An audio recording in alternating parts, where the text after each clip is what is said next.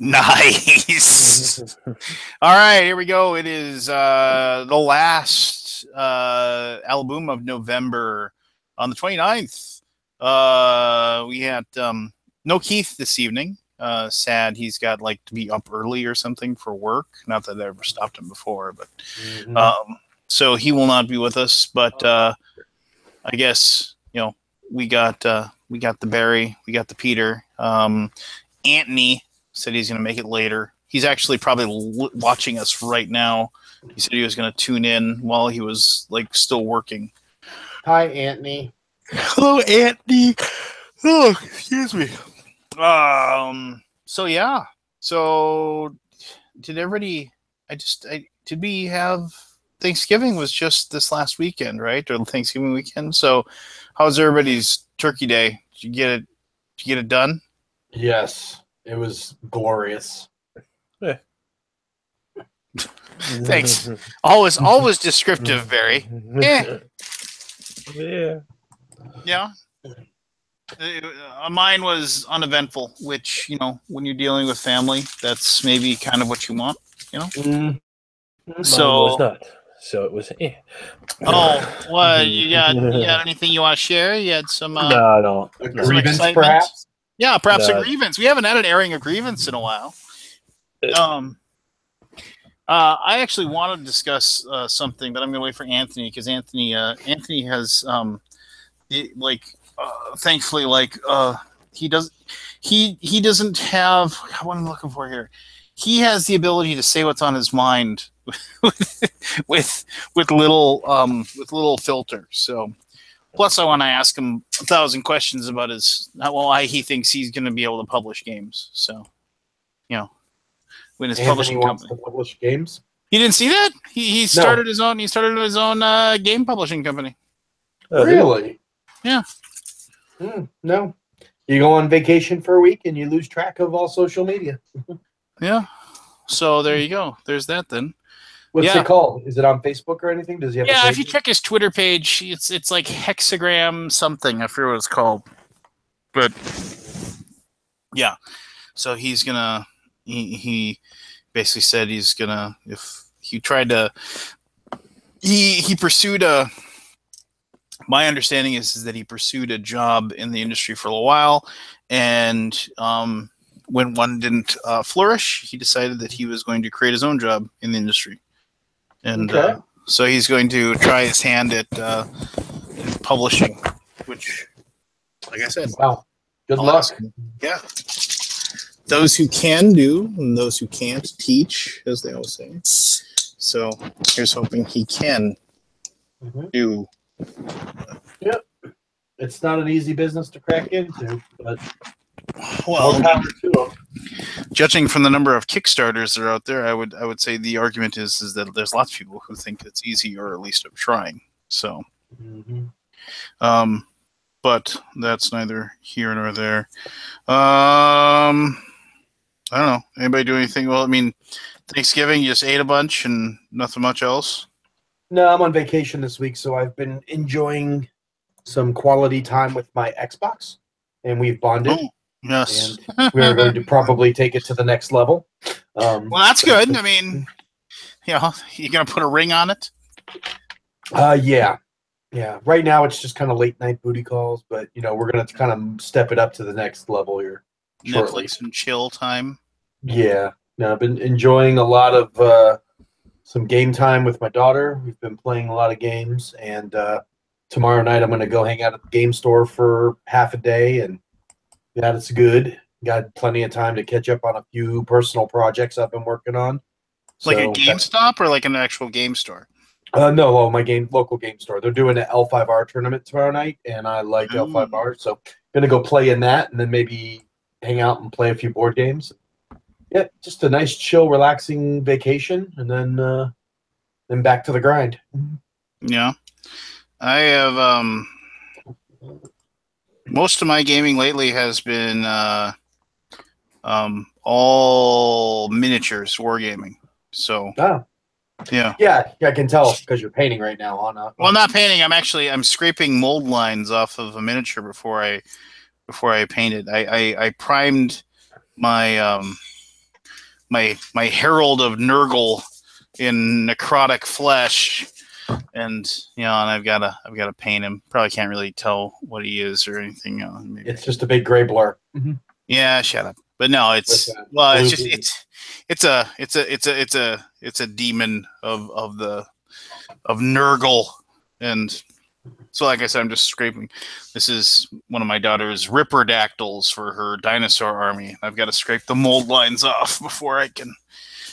We can start painting them. I don't know. It's this stuff is a lot of fun. You get into it really easily, and they know too. They know it's like a weird level of addiction for this stuff. But they know exactly what they're doing. I was at the store the other day, and there was this kid, and he walked in with his mom, right, and then like his little sister, and he was my daughter was there with me because we were reporting in for this week's tournament and like setting up times, and because she's got an army, obviously. And there was this kid who came in with his mom. I'm guessing he was like 12, 13 years old. And he had just heard, or like he had read something or read a book about Space Marines. And like, so he wanted to know about Warhammer 40K. And so like, and it is like a ridiculously expensive hobby, right, to get into. I mean, like, oh, I want to buy the base set to get me into it. Okay, that's $160, but I mean, you get, a full-sized army, for 2 factions and all the rules, the book with all the rules in it and all this other stuff. So, you're getting, what, I mean, whether or not it's worth that much money is up to you to decide, but, you're getting something for your investment. And like, and he was trying to decide what to get. And I was like, and I had that like cringeworthy moment where like the mom asked, well, how much does this cost? Right. And the guy who runs the store, this guy, JD, just flat out said, well, it's $160 for the base set. And, you have that weird like cringe, like you're like, oh gosh, he's going to hear how much it costs. And they're going to like turn around and walk away. And she was like, okay, well, let's just get one of those then. And I was just like, huh, what a cool mom, gonna buy her son this big giant thing of, as they call it, plastic crack, so he can start down this path. But that was pretty cool. And then like the little sister's like mouth dropped wide open, just watching the mom dropping all this money. So I'm sure she was gonna say, "What do I get?" But yeah. But yeah, so there's that then. But yeah, that was cool. I was excited. Kabuki Kid was wondering if anybody had any really uncomfortable Trump conversations at Thanksgiving dinner. We had a no politics policy in place for dinner, so. I suppose there's that then. Yes. So none from this camp. No, we stayed pretty much politics free at our dinner table. I don't know. For the most part, everybody just kind of. Apparently, Barry must have had a big, long, giant conversation about politics. Yes. How'd it go over? How'd it go over? Yeah. Like a fart in church? What are you talking about? You had a big, like, at your Thanksgiving dinner, did you like get into a big giant political discussion with your family? Yeah, nah. Me and my sister are close in our political views. My brother, he's the other side. We know what we got. We don't, we deal with it. Yeah. We don't get into real big political shit. No. All right, fair enough. We know what it is. Did anybody play any games over the? Well, you said you played the games that you played like with your Xbox. What did you play on your Xbox? Played Forza Racing. Played some Star Wars Battlefront 2. Played a little Rock Band. Played some South Park Fractured But Whole, and some Madden. Gotcha. So the whole loot box thing, they took it out of Battlefront 2? Yeah, Battlefront 2 is awesome. Like, yes, EA screwed the pooch with the whole loot boxes. Yes, they pissed off a lot of people. But even if you didn't use the gameplay itself is phenomenal. Been loving the game. Haven't spent a dime on it. I've already unlocked every single character in the game. I've unlocked almost all the guns. Spent $0. So even if they had the loot Well, boxes, how do you unlock the people? Just by doing missions? Every time you play a multiplayer game, you get credits, and you can buy everything in the game can be bought with in-game credits or crafting components, all of which you can earn just from playing the game. The only thing the loot boxes did was accelerated your ability to get that stuff quicker. So, people get hurt if someone can be better than them by dropping some money, but I don't care because I got the game and I'm playing it for less, and I'm getting the same experience. And if you're a good player, the amount of bonus you get from those star cards everyone was bitching about is minuscule. I usually sit right around the middle of the leaderboards, but every time someone kills you, you can see what kind of cards they have equipped, and half of the time the people that are killing me are no better than I am. And the people I kill, where they can have all the star cards that they want, but it doesn't make up for aim and skill and smarts. So I never understood the bitching. I mean, yes, it was a dirty practice. Yes, they probably were trying to milk the customer, but since when has a video game company not tried to do that in the last decade? So I don't care. I'm enjoying the game, and it's been a lot of fun. And December 1st, they come out with an entire season of free content all wrapped around the new movie, and it's going to be awesome. I'm looking forward to it. Yeah, I don't like playing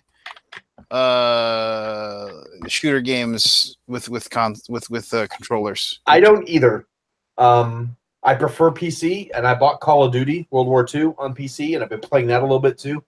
But most of my friends that were planning on getting Battlefront were getting it on Xbox, so I just went ahead and got it there so I'd have people I enjoy playing with to play with. But the controls are actually really tight. Like Halo was one of those games that I enjoyed playing on console a lot, and even though it was a first-person shooter, it felt very intuitive and it felt smooth, and Battlefront feels very much like that. So while I still would prefer to play it on PC, I've at least got a group of 6 or 7 guys that will consistently play 2 to 3 nights a week. So I'm cool with it on Xbox, and the controls are actually not bad. So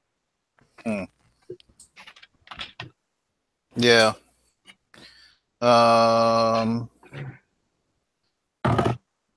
Good stuff. Good stuff. Then I saw that I was at a GameStop, and I saw that Battlefront 1 was like on their used rack for like $7. Yep. And although Battlefront 1 was not a very good game at launch, once they got done adding all the content to it, it actually was a decent game at the end. But unfortunately, it failed from a lack of content for the first 6 months, which killed the game. I don't know if the copy they had used. I mean, if it doesn't, there's a lot of stuff you can add on to the game that would have made it good, but that game failed at launch, whereas this game did good at launch other than the loot boxes. It has a lot more content and a lot more items to be able to gear up for. So I feel like this game, if it wasn't for the loot box controversy, would have probably knocked it out of the park. But they unfortunately chose a path that angered their customer base to the point where the game will probably never be the hit it could have been if it had just launched without the microtransactions. Because it has about twice as many maps, twice as many guns, twice as many heroes. It's got double everything from the first Battlefront, but its sales is very weak compared to the original one because of all the hype and rage over the loot boxes. Well, loot boxes are the devil. So yeah, well, everyone's doing it. Even Call of Duty. This was just weird. No one's screaming at Call of Duty or at Overwatch, and both of them have loot boxes as well. And while they keep saying it's cosmetic versus regular, but some of the stuff in the Call of Duty loot boxes is not cosmetic. They are components to build upgraded guns, which to me is not cosmetic. But Overwatch, it's just like clothes and stuff like that. Overwatch is purely cosmetic, yes, but Call of Duty is not. Most of the stuff is cosmetic, but there are guns you can unlock through the loot crates that are better than the guns you get standard. So I don't understand why people aren't mad at Call of Duty for it.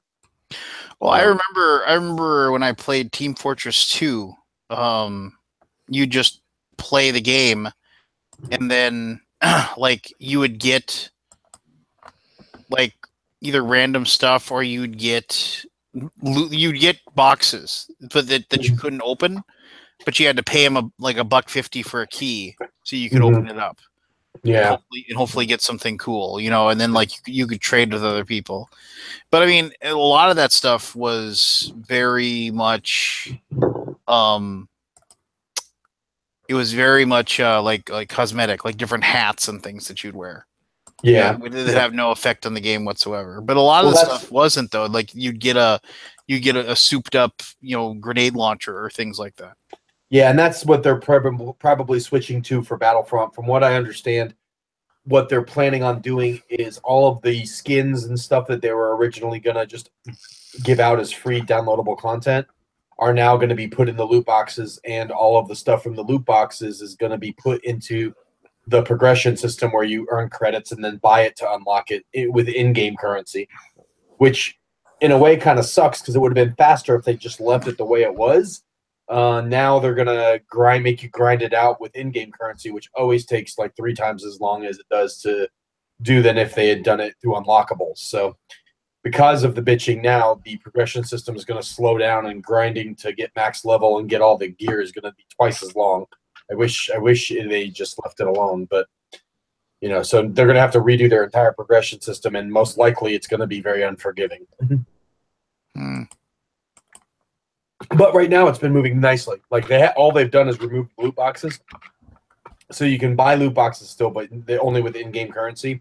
And I've been averaging probably a loot box every day and a half. So, you get, you only cost like 4,000 credits, and you get like 350 per match, and the matches only last like 10 minutes. So if you play for like 2 hours, you can easily amass a few thousand credits. And if you manage to get any in-game achievements, most of them give you anywhere from 250 to 1,000 credits as an achievement bonus, like killing 100 guys, killing 200 guys, killing 500 guys. So you get a couple achievements in an hour or two's worth of matches, and you've got enough for a loot crate. So they're really not bad. But once they take those gear items out of those crates, you're going to have to just grind to your knuckles bleed in order to get them. So I'm trying to get as much done as possible before they change the system up. And then your piece of computer memory will be better than anybody else's. Possibly. Possibly. No, that's cool though. Yeah, I mean, I just, like I said, I just can't play. I don't feel like I can strafe right. I don't feel like I can. I'm there with you. Yeah, I mean, it's just like I don't feel like I have the pinpoint accuracy that I'm used to. No, I am definitely infinitely better on a PC than I am on an Xbox. But like I said, for a game like Battlefront that has a little bit of auto aim built into it, and the fact that it's the thing that I like the best, and I think it's why I chose the class I did. I chose the heavy class, which picks up the big blaster rifle and basically does a lot of just strafing. It's not as I don't play snipers for sure on console, but I do a lot of starfighter piloting, and I do a lot of the heavy class, and which requires a little less aim and more spraying areas with them. And I do really well with those two, which is probably why I'm able to deal with the Xbox, because I can kind of skirt around the pinpoint accuracy thing. When I try playing a specialist, which is the sniper class, I generally don't do very well at all. I just don't have the twitch thumb reflexes to do. I'm much better with my whole hand navigating a mouse than I am trying to aim with my left thumbstick. No, I agree. I mean, it's one of those things where it's like you have to. It's tough. Yeah. But I'll tell you, the starfighter piloting portion of Battlefront is better than any flight sim I've ever played on PC or otherwise. Like, I've played all the X-Wing versus TIE Fighter games and stuff. When you get to the multiplayer map, you can choose Galactic Assault, which is basically 20 on 20. Just you can do air and land combined, or you can do just starfighter pilots, which is all just space missions where you're trying to take out Star Destroyers or defend cargo ships and all that kind of stuff. And the flight sim mechanics, even on a controller, are so good. It is easily the best flight game I've ever played, and I used to play a ton of them on PC. Just for Starfighter Assault alone, I would have got the game. It's awesome. and you could upgrade your ships with better defenses, better weapons, better torpedoes. I mean, it's got a lot of customization, but that part alone is awesome. Like, I would play that for 6 hours a day and not get bored. It's so good. Well, great.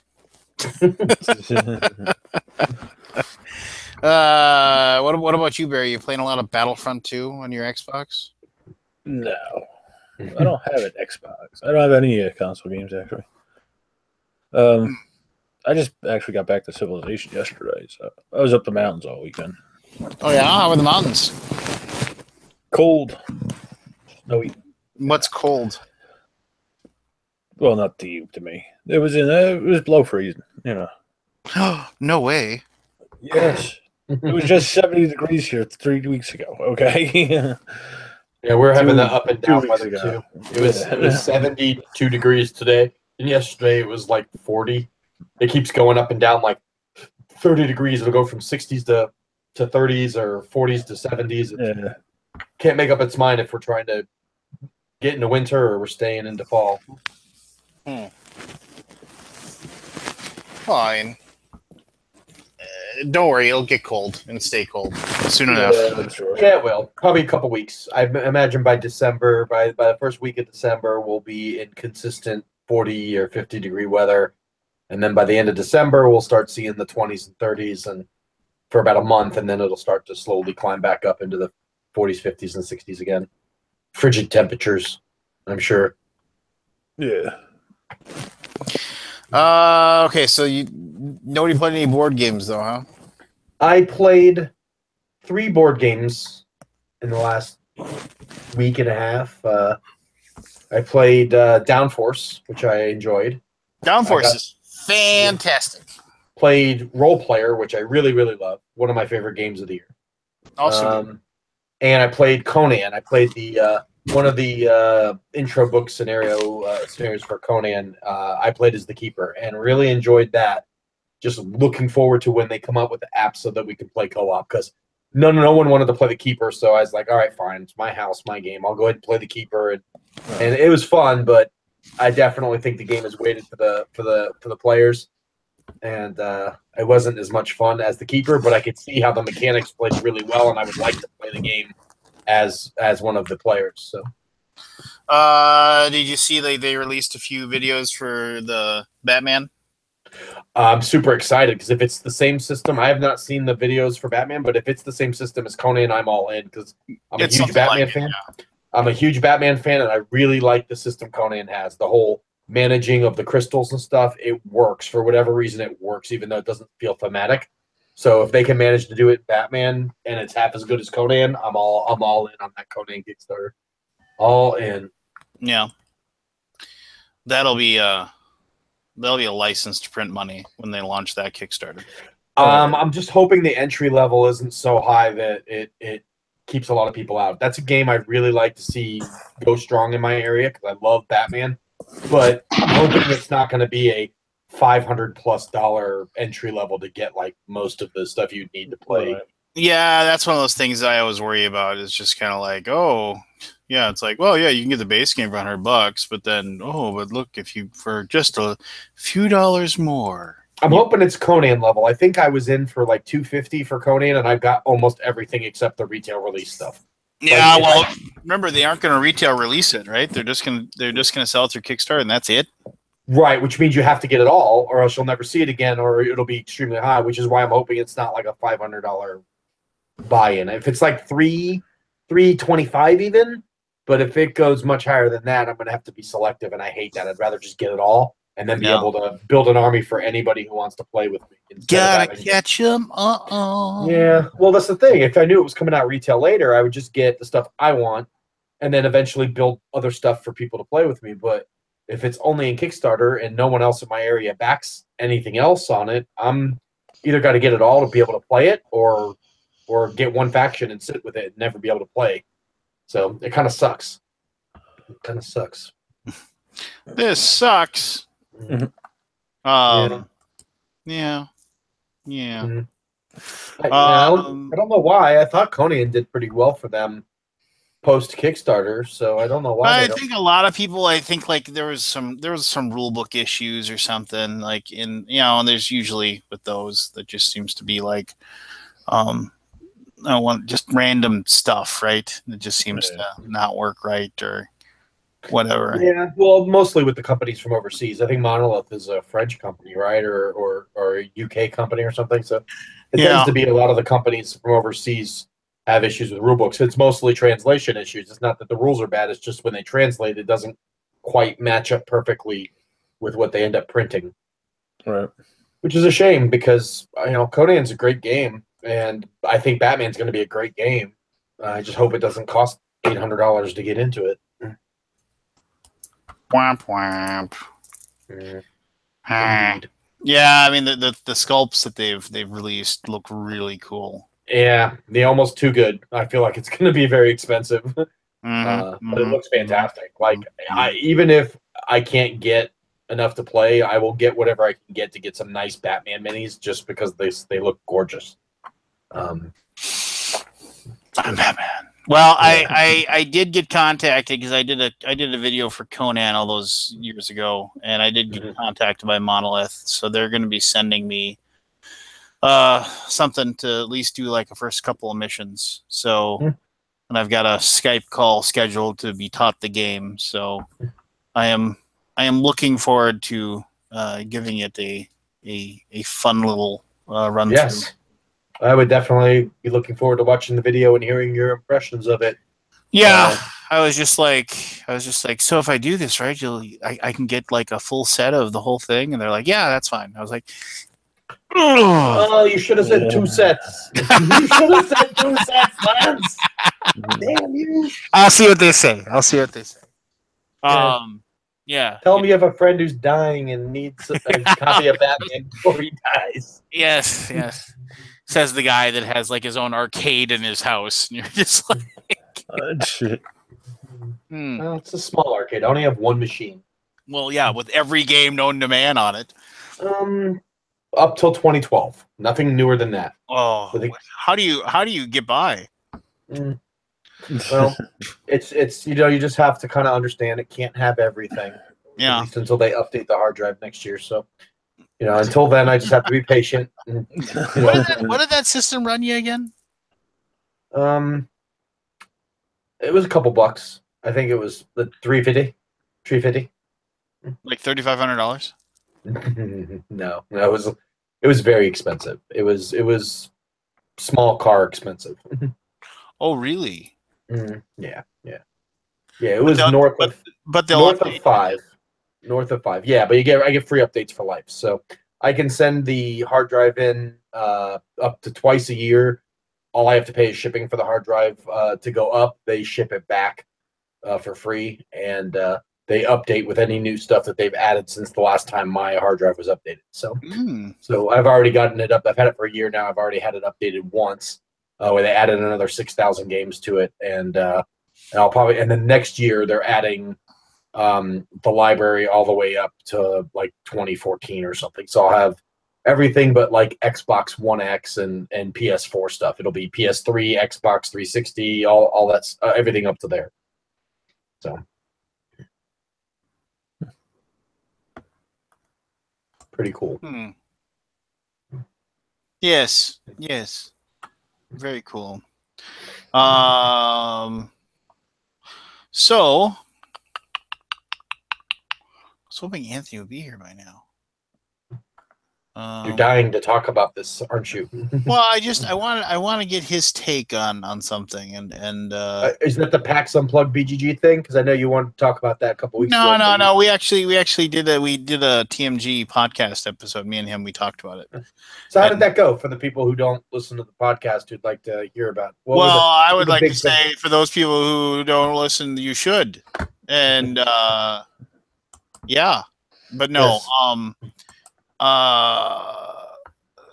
I would say that he spoke very highly of the show, and that it. No, I'm not being a jackass. He spoke highly of the show, and he said that that people there were things about it that were very good. Like he talked about how each each like spot had what was called an enforcer, which was each booth had their own special person that would kind of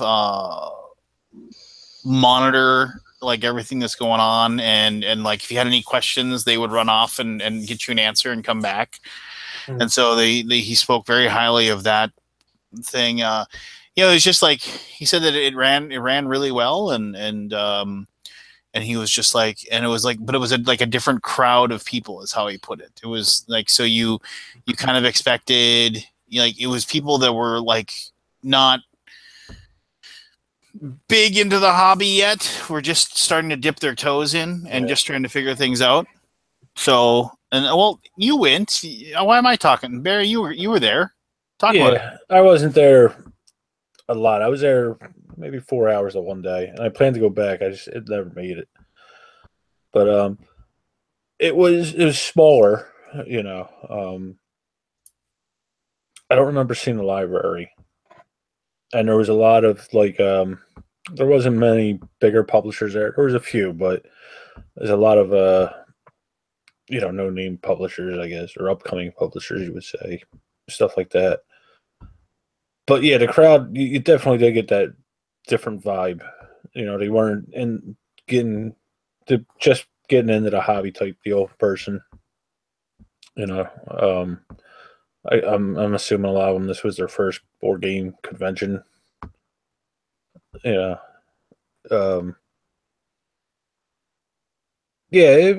was different. The feel of it was different. Then again, I didn't really know what to expect going in either. Yeah. That's it? Well, like I said, I was only there for 4 hours the one day. I didn't make it back on Sunday. Yeah. Yeah. So I didn't really hang around a whole lot. Yeah. You're not really selling me on this. You're a horrible salesman. Well, like I said, I was only there 4 hours. Yeah. Yeah. I just walked through the vendor hall and all that.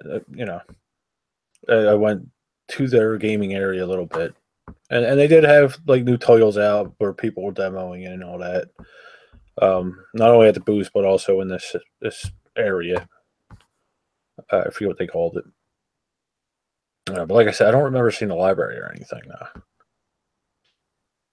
now. Well, did you play any games there? No, actually, I didn't. Me and Jen walked around a bit. We ate. That kind of pissed me off. That's Philly. That had nothing to do with the convention. They charged us $8 for a fucking soda. That was the convention hall. That had nothing to do with PAX. So Did you go to the effing mall later too, or? No, I don't do the malls. I'm making fun of your drop of the F-bomb. I was trying to be funny, but you didn't catch on because anyway, never mind. No, I mean, it sounds like everybody had a good time. There's a very positive response to it, and it sounds like it'll only get better, right? They'll fix what needs to be fixed if there was anything, and they will grow, and that's a good thing.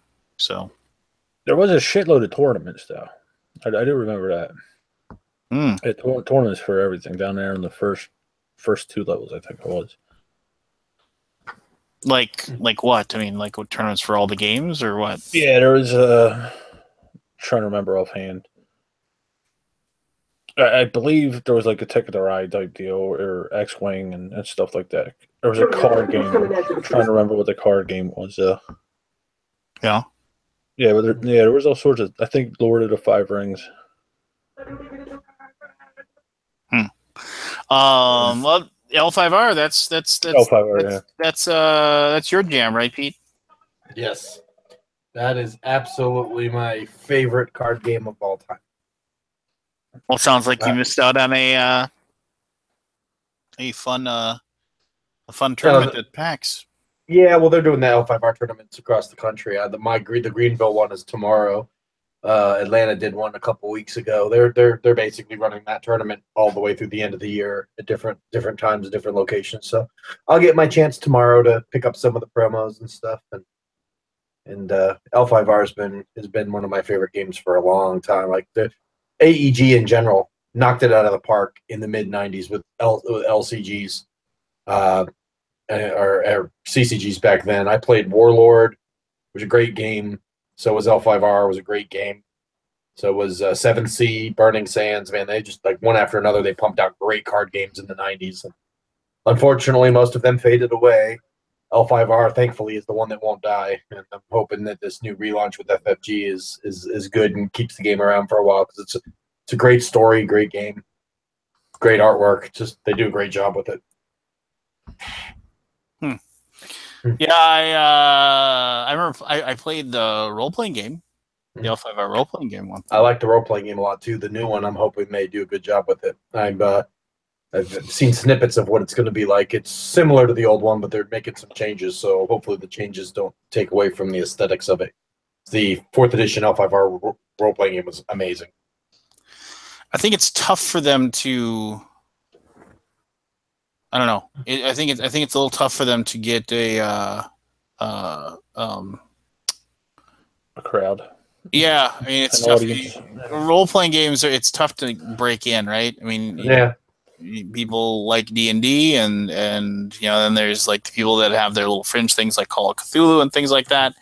But for the most part, it's just kind of like I don't know.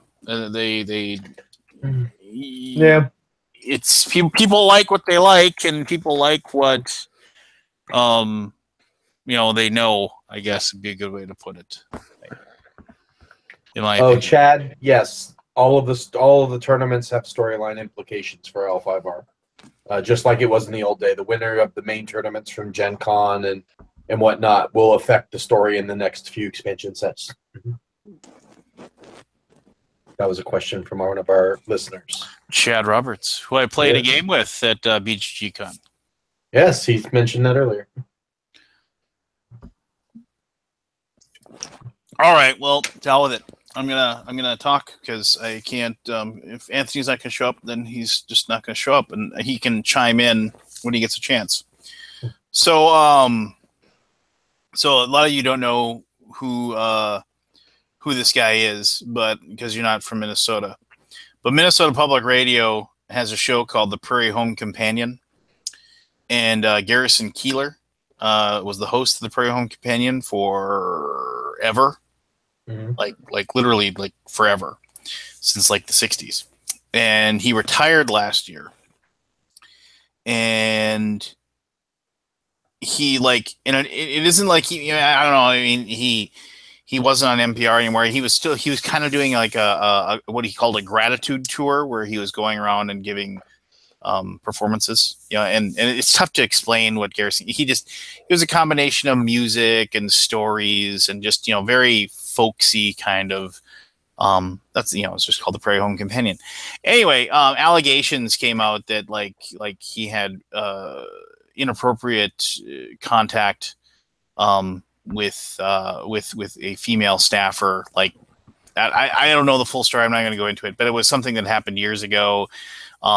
Something that if from his side of the story, it was something. What he said is that the person in question was upset over something, and he walked over to pat her on the back to try to console her. And from what I understand, once again, if I'm misremembering, I apologize. It was somebody that worked for NPR, but for somehow his hand got underneath her shirt on her back, and it slid in. He didn't mean to do it, but it happened. And then when it immediately happened, he apologized, and she kind of freaked out a little bit, oh my gosh, what are you doing, kind of thing. And he's like, oh my gosh, I'm so sorry, I didn't mean to do that. I was just coming over to console you. And then he even emailed her later and said, I'm so sorry. And she said, it's no big deal, don't worry about it.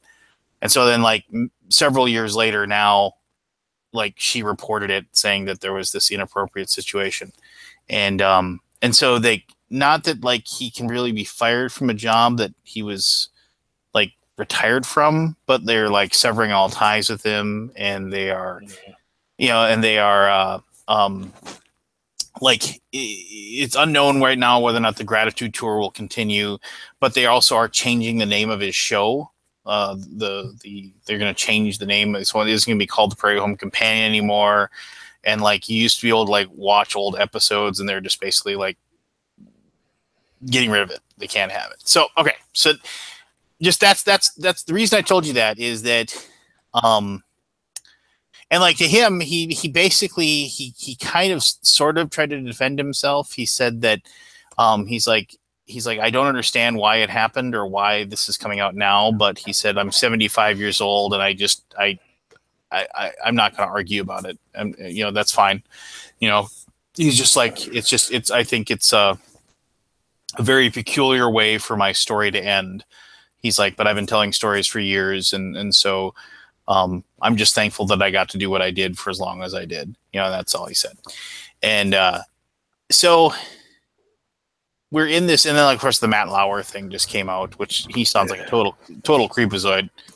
So we're in this weird world now, and I shouldn't say weird because we're in a world that it's good. I'm so careful. I have to make sure I don't say anything that can be misconstrued. I know. I don't even like talking about this subject because no matter what you say, someone's going to be offended by it. Well, no, and I want to say right now that I have no problem with people coming forward with any allegations of misappropriate behavior, and I think that we need to empower people that felt like they couldn't, right? But it's like that. I mean, but like you're just saying that, Peter. It's like, oh, I don't even like talking about it. But the thing is that we have to, right? In my mind, like people have to have these discussions because you have to have the conversation where you say, we need to address the situation. And like, I'm just wondering, can we ever have like, okay, so like the Matt Lauer, like they recently revealed that like he had a button installed at his desk that he could push it and it would lock the door to his office. Yeah, meaning okay, so meaning that like he was so accustomed to whatever with people that were in his office, he didn't want to have to actually get up from his desk to go and like lock the door, and like he had so we have that, and it sounds like he was just incredibly vile. And then we have this person like Garrison Keillor who like and you know what, maybe more will come out and the guy is just as incredibly vile and awful. But are we ever going to like look at something and say, we need to are there levels, I guess? And I think that's a discussion that should be made. And not once am I saying at all that I don't think that people should ever feel intimidated or be made to feel like they're going to be in a world where their allegations or complaints of horrifically horrible behavior will ever not be believed or investigated. I want that to be known. But I mean, at some point, is it wrong that like NPR feels that in the current world they felt they had to like completely cut off ties with him? It is wrong that they did that. Absolutely. If it is only true that he went to pat her on the back and his hand got caught under her shirt and he immediately apologized and didn't follow it up or didn't insinuate to continue doing anything, it's ludicrous that they would do that to somebody just off of the possibility of an allegation. Because it seems to me like allegations are getting thrown left and right like a dime a dozen these days. Some of them end up being nothing, and some of them are pretty gross. And if it's gross and it's proven to be gross and it's, the guy admits, yes, I did this, I was inappropriate, I pushed, I tried to insinuate some kind of relationship, absolutely, throw them under the bus. But half of the ones I've been reading even the woman admits, oh yeah, it was kind of an accident, but it made me feel uncomfortable. It's like you can't even. I don't want to shake a hand or anything, because if I go to shake your hand and I trip and I bump into your stomach, am I gonna all of a sudden become a sexual predator? It's just, some of the stuff is just ridiculous. It's just headlines to grab headlines, and some of it is warranted. But where do you draw the line? Well, that's just it, and that's where I go to pat you on the back and my hand slips in between the buttons in the back of your shirt. Am I all of a sudden a sexual predator? And that's what they're making him out to be like. And even the girls, like you said, admitted in an email that it was no big deal, but all of a sudden now it's a big deal because it's popular to be a big deal. Well, admittedly, and that's Garrison Keillor's side of the story. So I mean, like, I mean, so like, and he refuses to name, because he's been asked, well, who's this person? Who's this person? He's like, you know what, it was. I'm not going to, out of deference to her, I'm not going to reveal any names, because that isn't up to me to do so. And so, I think Lance is getting more at the company severing ties, morally. Well, and it's just, I feel, and it's.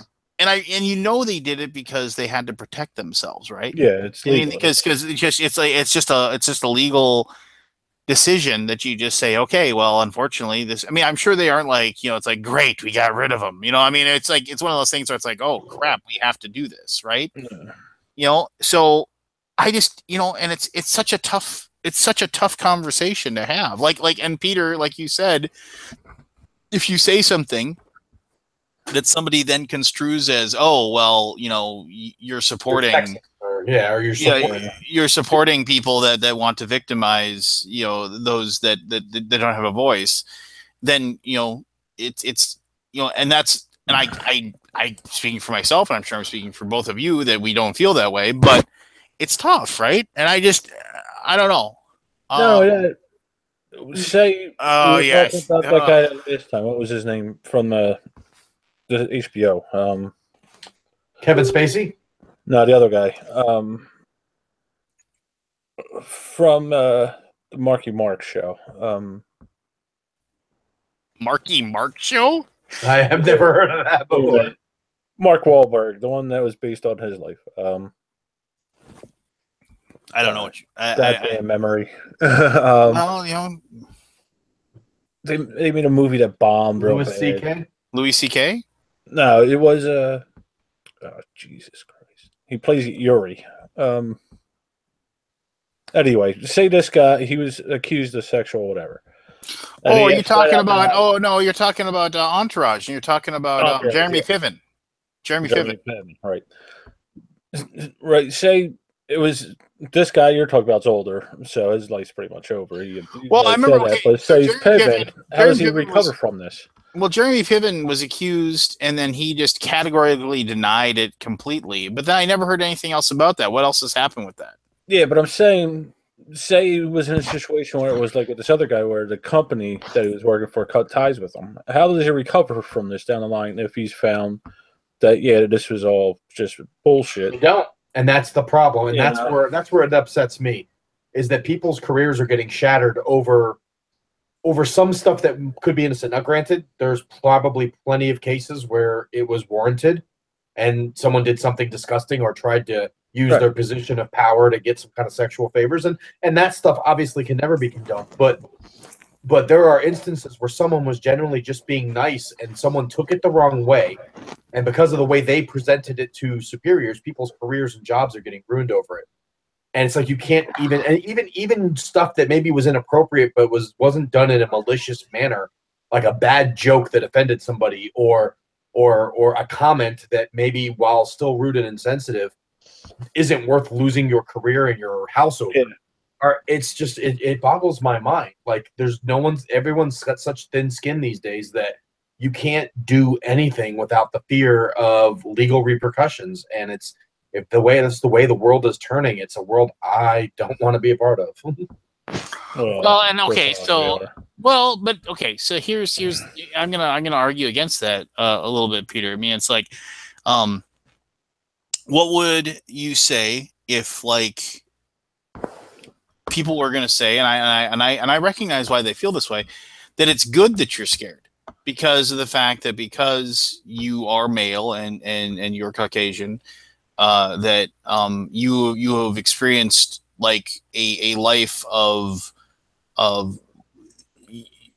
just the whole idea that like you are like exactly what you need to be to like have respect and and power and like benefit from a society that is just built towards empowering you.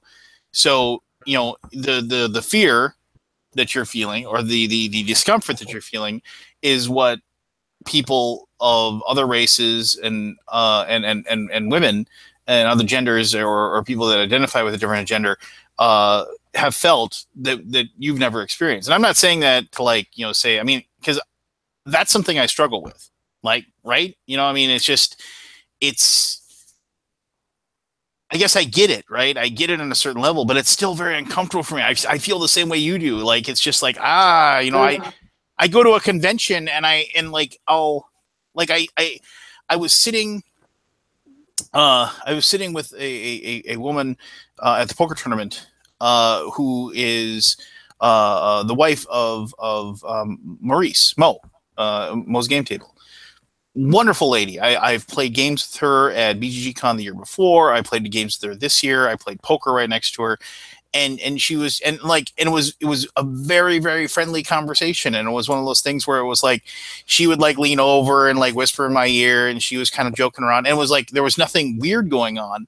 But in the back of my head, I'm like, what if like after this, like she decided that like I was acting like, because we were joking around, or like, whatever, or like, because I gave her a hug when I left, or what if they like that hug was like, she didn't want it or something like that, right? Or you held on a half a second too long and turned it from a casual, friendly hug into an inappropriate hug. Yeah, and like there's like zero chance she would feel that way, right? I mean, because there's one of those things where she's my friend, and she's really, really nice, and she's hilarious, and she's one of my good friends, my reviewer friends.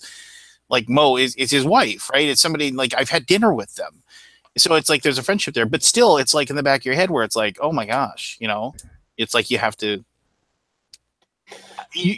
live in a world where you have to like, it's almost like you have to think before you say or do anything now. And maybe that's the way the world should be. I don't know. I don't think it's that way for the common person, though. Mm-hmm. And I would argue the fact that white Caucasian in today's society is in a seat of power, like people like it was a decade ago.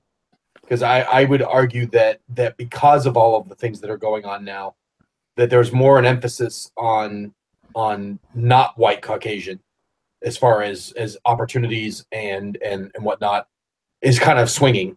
And not for my generation, because I've already done my time and school and college and all that stuff. But in my son's or my kids' generation, I could see that there's a lot of tides are already changed. So I don't know that the perception may still be white Caucasian is the seat of power, but I don't know. I don't know. I think a lot of that has changed over the last 10 years. I think it's a different world we live in. I thought that at first too, Pete. I think that was just an illusion, though. You think so? I think a lot of that's hidden. There's a lot of it's hidden. It seems like employers, schools go out of their way to show that they're not racist or prejudiced to a certain belief, almost in the opposite direction at times. And while I'm sure it's not the case, and I'm sure there's still racism and prejudice and stereotyping and gender inequality and all that, I'm not saying it doesn't exist. I'm just saying that some companies go so far to the other side to try to make it look like they're not like that they actually end up doing the exact opposite, which is then be prejudiced to other things that they're trying not to show that they're prejudiced to. It's kind of a weird situation, is the way the society is in these days, is that you try to be fair, but in order for people to perceive that, you almost have to go to the opposite extreme in order to prove that you're not the other opposite extreme. Well, there is no ground. The argument there is that like the one side has had it, and once again, I mean, I just you can say devil's advocate, but I also can kind of understand where people are coming from. You have one side that has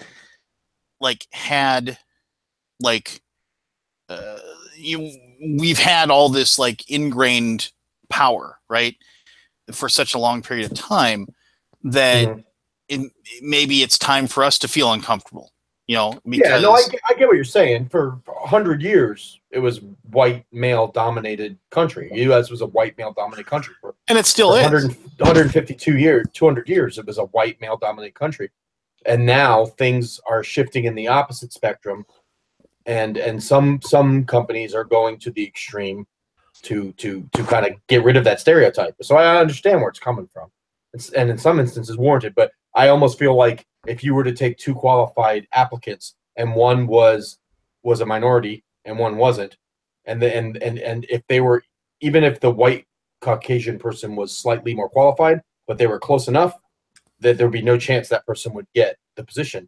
Because I feel like so many companies are trying so hard now. Like the fact that they even have quotas is just is another form of racism, whether they want to admit it or not. Yeah. They're not taking the best qualified applicant. They're not treating everyone equally. They're treating them equally based on their race, and that's just as racist as treating them unequally because of their race. In my eyes, I think it should be the best person, regardless of what color or gender they are. But a lot of times now, if you've got two people that are equally qualified, they automatically go, okay, we're going to give it to this person because they're a minority, and it'll, it's better perceived for whatever reason. Well, I would like to say this. I do think the possibility that two people are like completely equally qualified for a job is such a rare situation.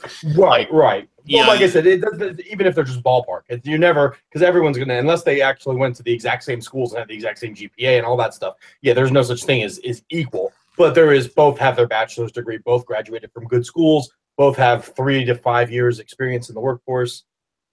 What person's going to get hired for the job is, and they both killed it in their interview.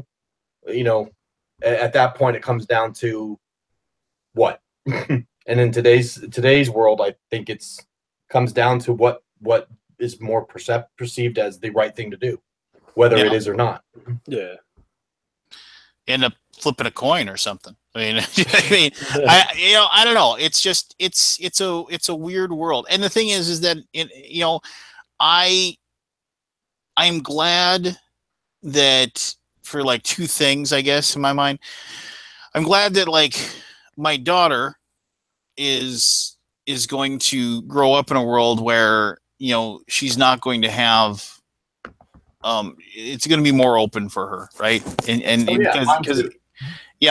so that makes me very happy. And I'm also glad that my son's going to grow up and he's young enough that like I think society is going to shift to like a more accepting world where, being a jerk towards women, it just won't be accepted, and things like that. And so what will happen is that, in my opinion, what's I'm looking for here? It'll be a world that we live in where he'll learn young, to respect and to understand, and he won't have the same problems as 30-year-old men and above, or 20-year-old men and above, or whatever, that are growing up now in a world that's changing and having to feel the discomfort over the situation. Well, like I said, all of this is good stuff. Like I don't want it to sound like because I've kind of taken the opposite position, is that I don't think this is all going in the right direction as far as the fact that we're trying to strive to become equal. I think for me, it seems like we've almost overstepped that. Like we're trying so hard that we've gone in the opposite direction. Like I wish everything was perfectly equal, but I don't think it'll ever be. It's always going to skew to one side or the other. And it just happens to be teetering to this side now. And who knows, after 100 years of that, it'll probably go back the other way, and it'll continue to be a struggle.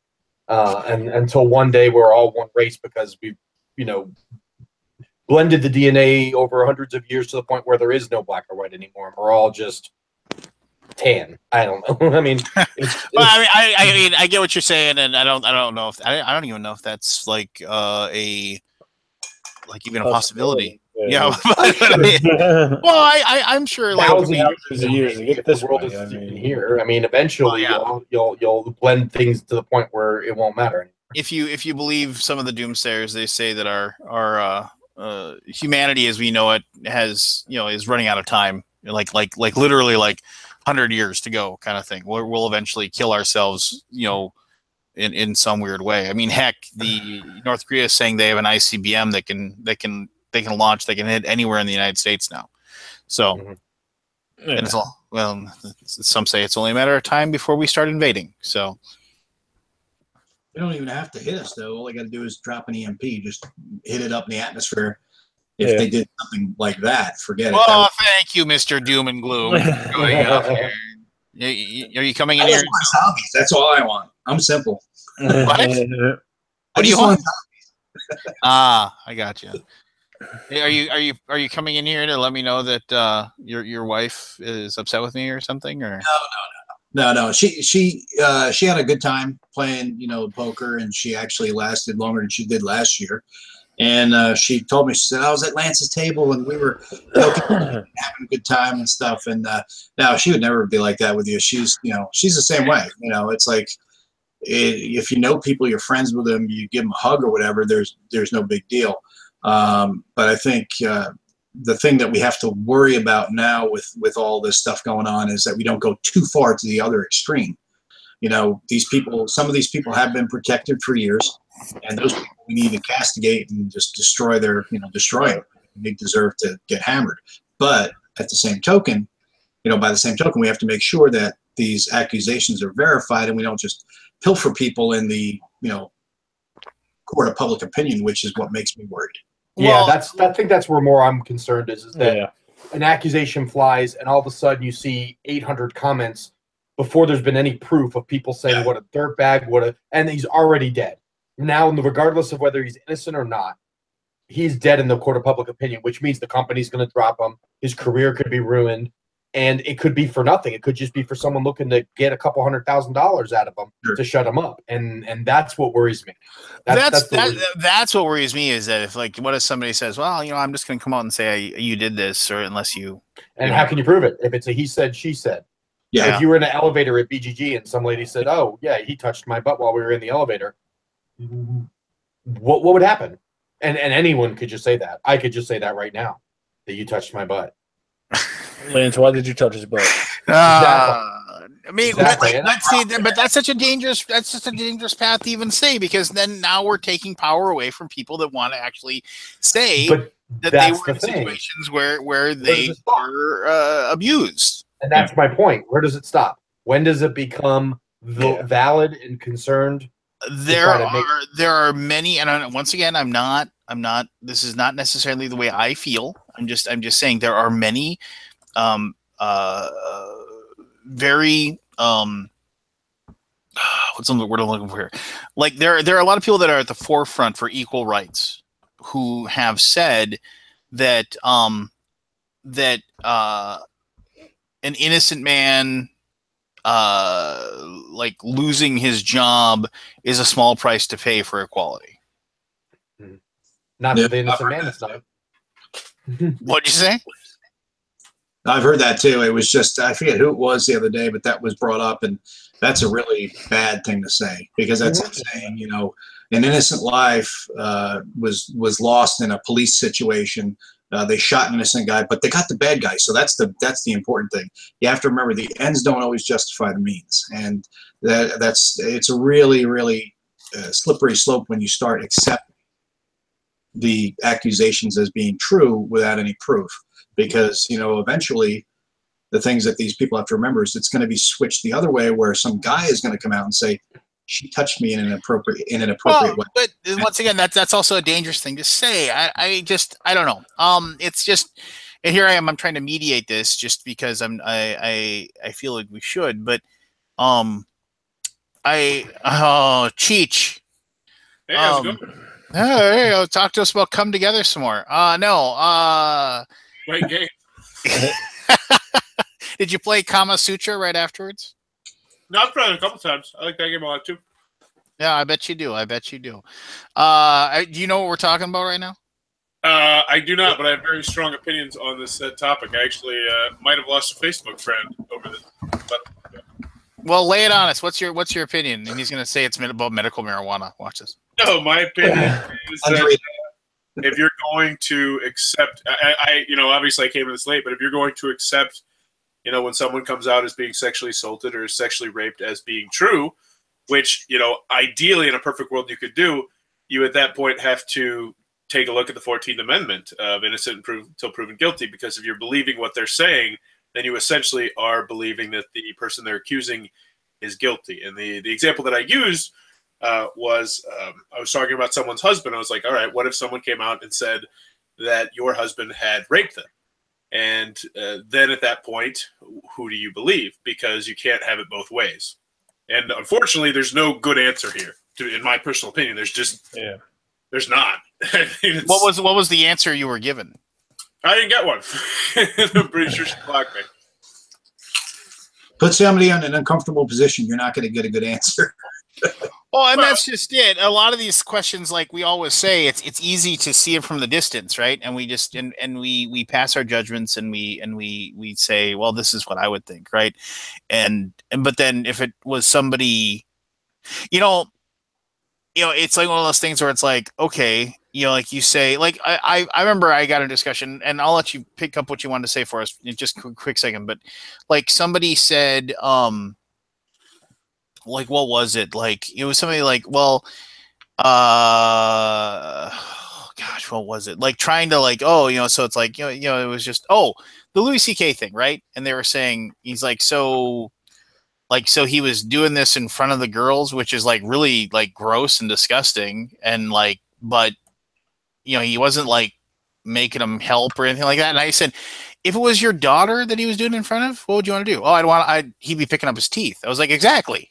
So it's just like, you have to put somebody that you care about into the situation. And then you're like, oh my God, that's, I mean, and not that I felt that what Louis C.K. was like, not that big of a deal. I think that was like, what are you doing? Like what an idiot, just like, why would you even consider like, I mean, I don't get that at all. Like, I don't get why that would be your go-to whatever. But, yeah, I don't know. Oh, anyway, Cheech, what were you saying? I'm just saying there is no answer. I mean, there's no middle ground on this, because if you start making middle ground, then you're going to go into moral character. Like, oh, well, I think this because that person's a shady person, or there's no right answer on this.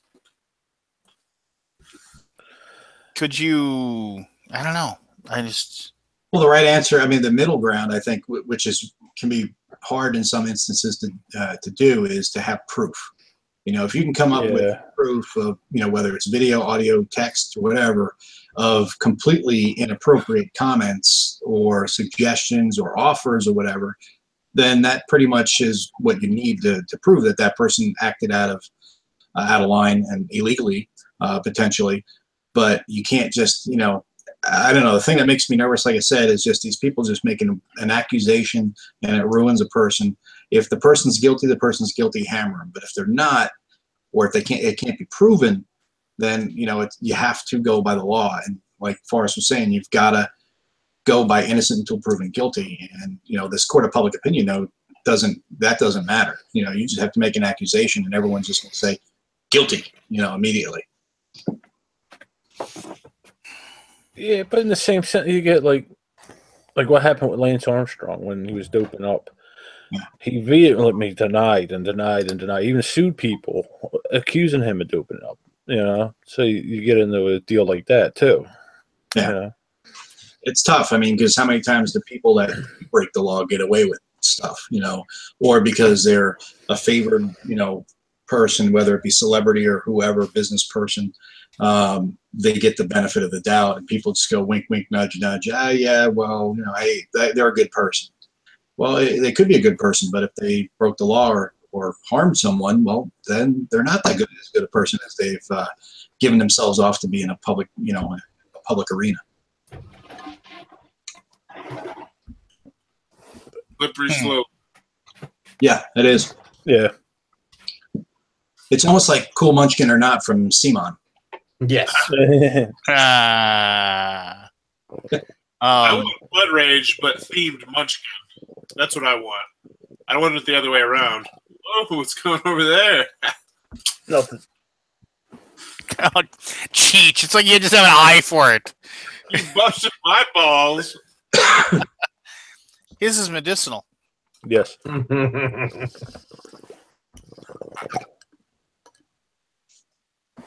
So how did that come about? Can you talk about that? Like they reach out to you or you reach out to them, or how does that even work? I am not I've been on vacation, so I am not in the know on any of this, so I'm not commenting at all. Okay.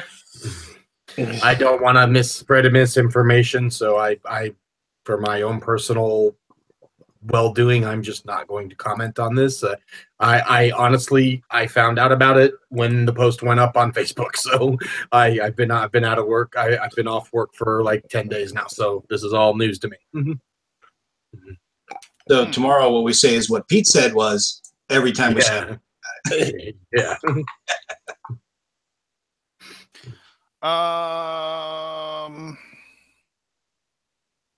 Yeah. So there's that then.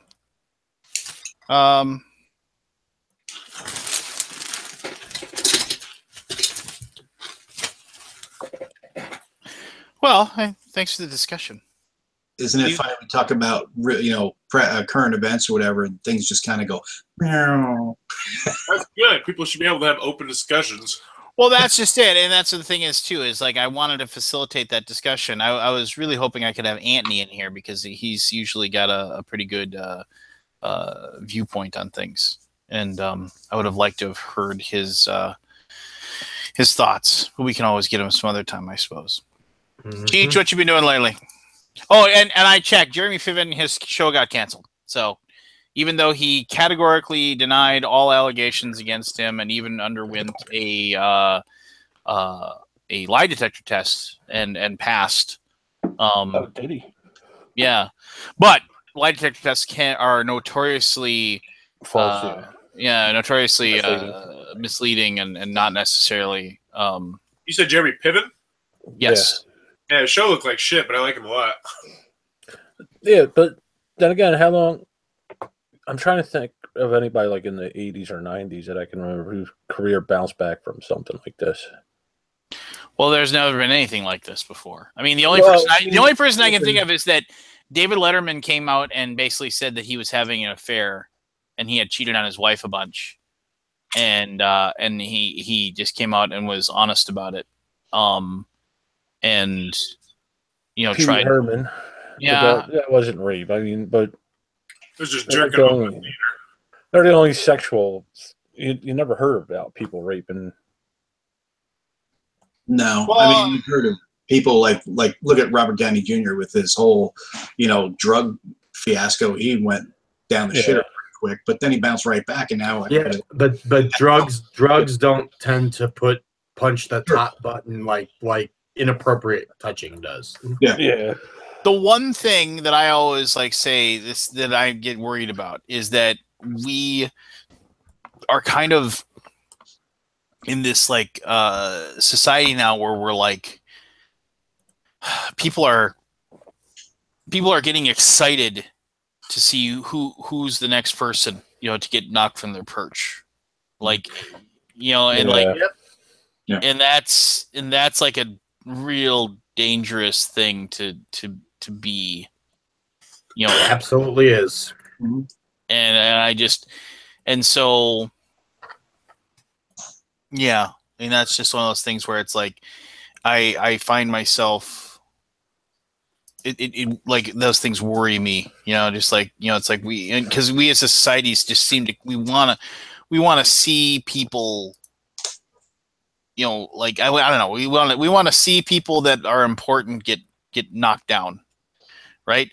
But only the people that we don't like, So it's like, and so a friend of mine posted something where he said, "So let me get this straight." He's like, Garrison Keillor gone, Matt Lauer gone, Jeremy Piven. He listed off all these actors that are basically you are done, right? But he then mentioned all the politicians right now. He's like Al Franken and Donald Trump and that idiot who's running for office that was Alabama. Yeah, that was 30 and trying to pick up 14-year-old girls. Yeah. And so you have, but none of those. We aren't throwing them out of anything, right? So like, but our media and our people, like our entertainers and media, those people are like losing their jobs and losing their careers, but our elected officials that are we seem to just be fine with it, you know, or is it that it's just tougher to get them out of the spot that they're in? I also think people don't care. I mean, unless it's like the president, do you really care about what your lieutenant governor did as opposed to, so let's just say that the governor of you know, fucking, what's a state? Milwaukee, that's a state, right? No. Yes, that's a state. The place where you live. Let's say the governor comes out and he, you know, he beat up his wife or something. That would make national news. Now let's say Will Smith did it. Obviously, it's going to be a much bigger news because more people give a shit about Will Smith than give a shit about your governor. I mean, it's just it's just the volume. I mean, it'd be like if Tom Vassell did something versus, you know, PewDiePie. It's obviously going to be way bigger because PewDiePie did it because he's just way more of a national figure. Except the president's sake because, you know, fuck, our president's just an anomaly to every rule. So unless it has something to do with saying, you know, we don't have any duty to protect online or friendly local game stores. I want Donald Trump to come out and say that. Let's see if that makes a blurb. People just think he's nuts. What the fuck is he talking about? What's a game store? What's a game store? Beautiful game store. Beautiful. GameStop. Yeah, exactly. Huh. GameStop like turned like 200 of their stores into half of the store being totally collectibles. Trying to make like mini Madness, like the setup Madness has. Yeah. Yep, they're just searching for their niche now that digital has taken such a big chunk out of their physical profits. Yeah. Yeah. I was thinking of that, like when our DVD and Blu-rays and all that going to disappear. DVDs are already on the way out. Yeah, I was thinking that. They're already discounted to hell, and you don't see too many new ones anymore. I was thinking, when is it going to get to we went up the mountains for Thanksgiving, and there's no reception at all of anything. You can barely get a radio signal up there, you know? Yeah. So my uncle, his idea roughing is bringing a TV and then a VCR and all that bullshit with him. And he forgot the DVD player, so he went looking for one. And he said he had a hard time. And I'm like, yeah, they're basically streaming and all that now. You know, but is something out there to replace the DVD? Like in a situation like that where you would just plug it into the TV or something like that? Just Like streaming. iTunes? Yep. No, I mean where you can't get a signal though. USB. A lot of TVs now you can plug in like a Chromecast or something. If you don't have a signal, you could probably download stuff to a portable media. Yeah, that's what I was thinking, something like that. But I was thinking maybe there's something like an iTunes for the TV or something where you could just make a playlist on it and then connect it to the TV. Yeah, the problem with the streaming though is you only get so many, you know, Netflix or whoever, Prime, they're only going to have so many titles at a time. They're not going to always have everything you want. But I think as streaming becomes bigger and bigger, then they're going to be forced to have a bigger library. That's, you know, they're always going to have those things in their library. But again, it comes down to rights. How many years do they have the rights to a movie or a TV series before it gets picked back up by CBS, ABC, or whoever decides to do their own streaming thing as well?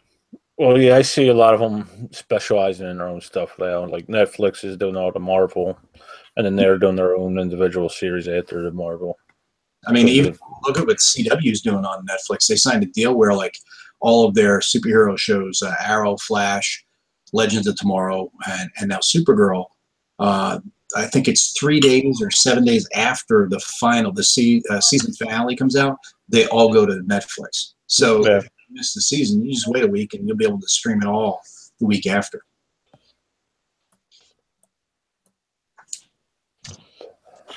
I mean, I love streaming way more than watching it on regular TV anyway. Yeah, I'm a binge watcher myself. Yep.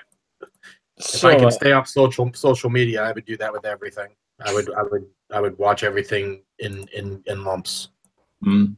Sadly, some stuff I can't because I know I'll get spoiled on Facebook because people can't keep their mouths shut. That's the American way, not keeping your mouth shut. Yes. Everybody's got to have their 15 seconds of fame. Why does it have to be only 15? Well, that's what the saying is. But it's 15-second clips. What? A clip you get. So, like, you take a selfie of wherever you're at, you're famous for 15 seconds till the next duck face selfie comes in, and then you're forgotten. That's why people keep taking pictures of wherever they're at, posting it to the social media is to stay relevant. Interesting if true. Don't even need to prove it's true. I just say it and it's true. And it goes. Don't need to know that. It's got to be true now.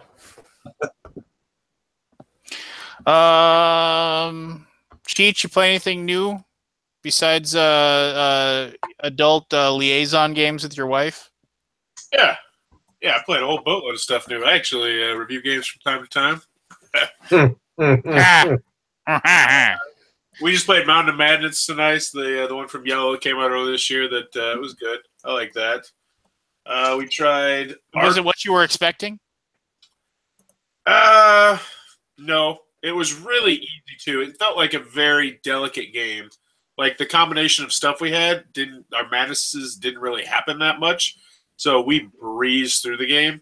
It was pretty delicate. I played Arkham Ritual tonight from, I think it's Yastari, and that was okay. I'm going to play it again, but I don't think it's that good. I just reviewed one today from Target, which pissed me off to no end. I'm going to air a grievance about it. Oh, okay. Let's hear it. I'm going to grab it real quick so no one gets it. How dare you talk about games during this conversation? What do we got? Breaker. Right here.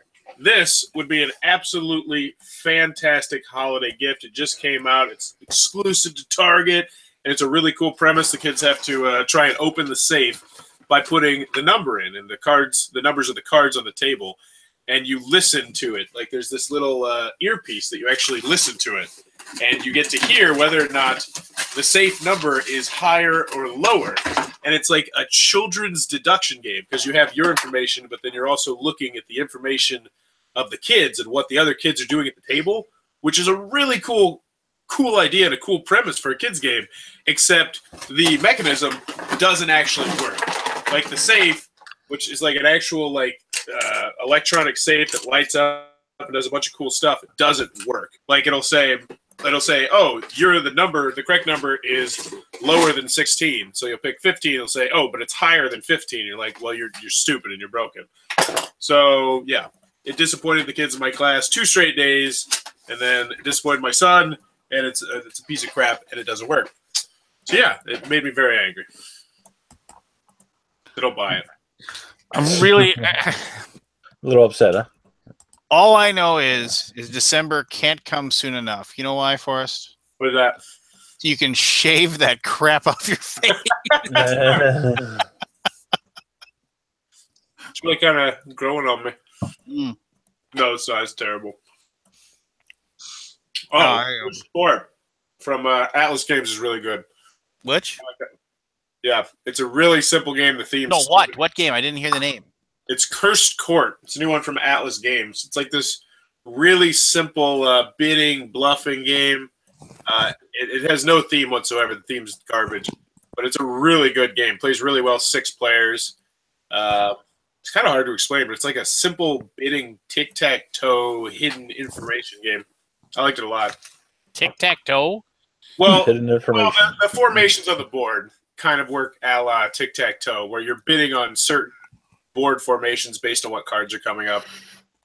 It's really easy to learn. It's easy to teach. It's not going to sell well because the theme is... Oh, my God. Did your National Treasure poster rip? Oh, yeah. No! What happened? I don't know. It's been ripped for like months. No, I played a bunch of games since then. Just since the National Treasure poster ripped? no, I play like I'm doing like 4 reviews a week. I'm churning them out. So I'm playing a lot. Yeah. How are those Doritos? You'd be disappointed in me, Forrest. I threw 2 Dorito bags worth of wrappers away today. Oh my gosh, it's terrible. I will say, logistically speaking, it's going to be a very profitable endeavor. What I realized was it's just smarter to sell the codes to other people. And of the probably about $1,000 I've spent on travel and chips, I've got 600 back of that cash in my PayPal just selling the codes. Oh, time out. You spent $9,000? 100. I spent about $1,000. Okay, I thought you said $9,000, and I was just like, you made It sounded like you back. said that. I was gonna say, all right, Forrest, we need to talk about math, and I also need to know what school is employing you and find out what we know this about you. Yeah, I spent like $9,000. I made 600 back on PayPal. I'm gonna break even. No, so it's going to be a very profitable thing. Plus, I'm going to get an Xbox, and my wife's going to get an Xbox. And You get an Xbox, and you get an Xbox. Sorry. And you get to eat Doritos. For like the next 6 months.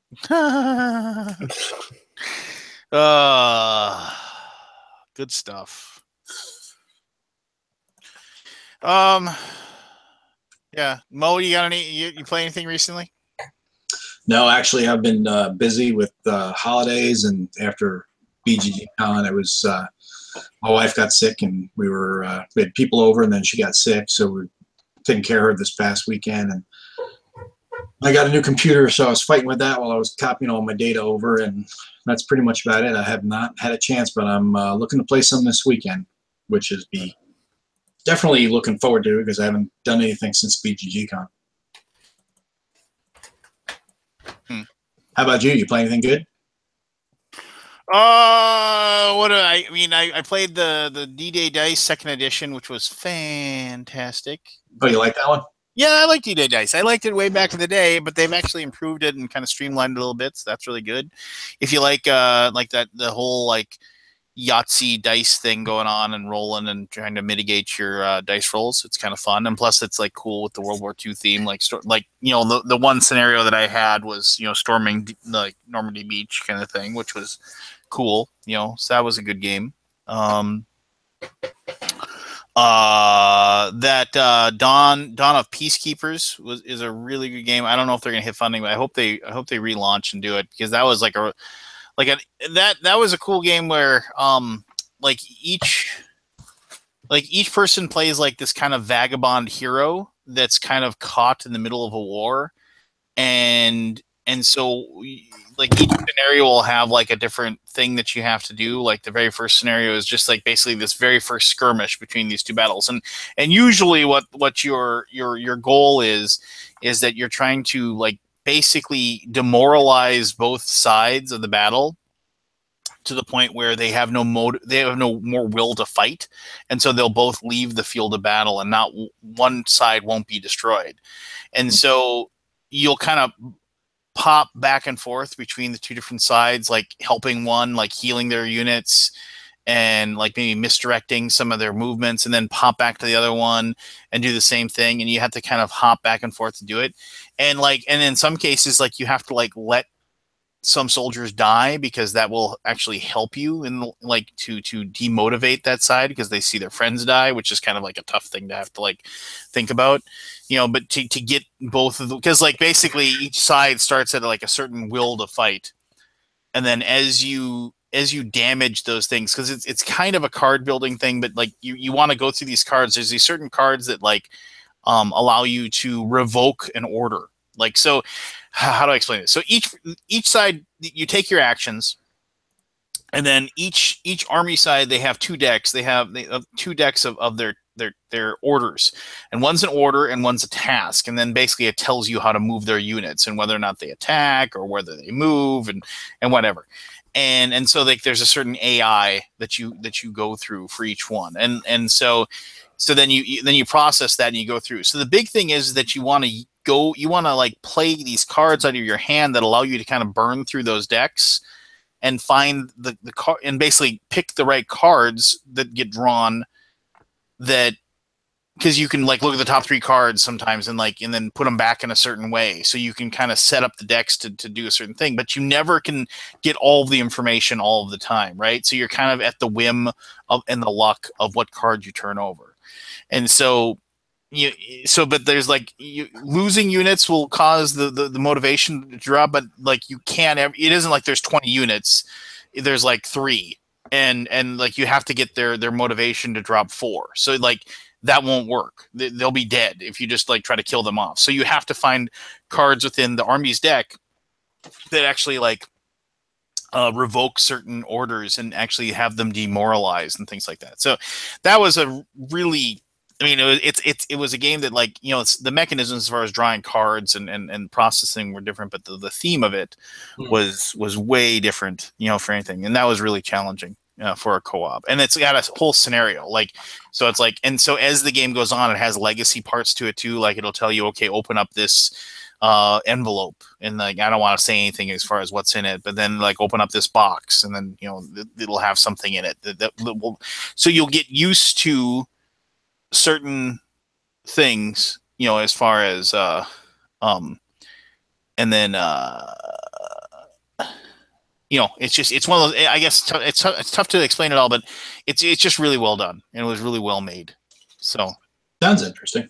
Yeah, and it was just and it wasn't like, and it was the theme was it's like it's anthropomorphic animals. Like the first battles between macaws, which are like kind of like a parrot, and ocelots is like the first battle, the 2 different types, and so. But there you go. I mean, it's like I played that. What else have I played recently? I played Chimera Station, but I'd played that before. Gosh,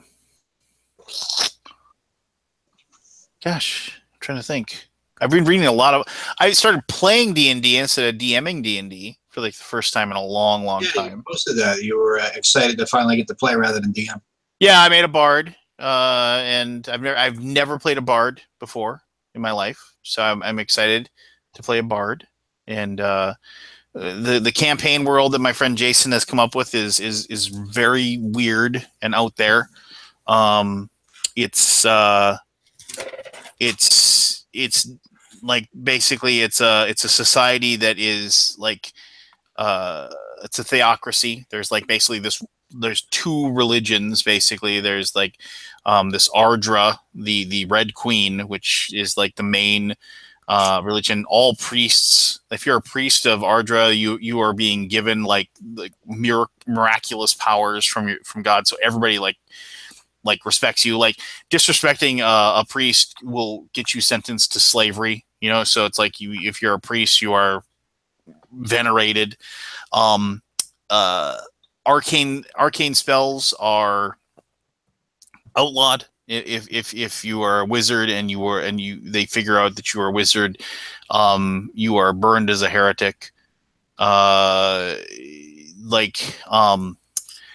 the only other god that anybody can legally worship is this god of death, which and then Ardra, it's tough to let me explain quickly. We have our own set of rules that we've created over like 30 years, but we have like monks. We also have a class that we call Blade Masters, which are kind of like monks, but like they don't wear armor, but they use a weapon. They have a signature weapon that they use.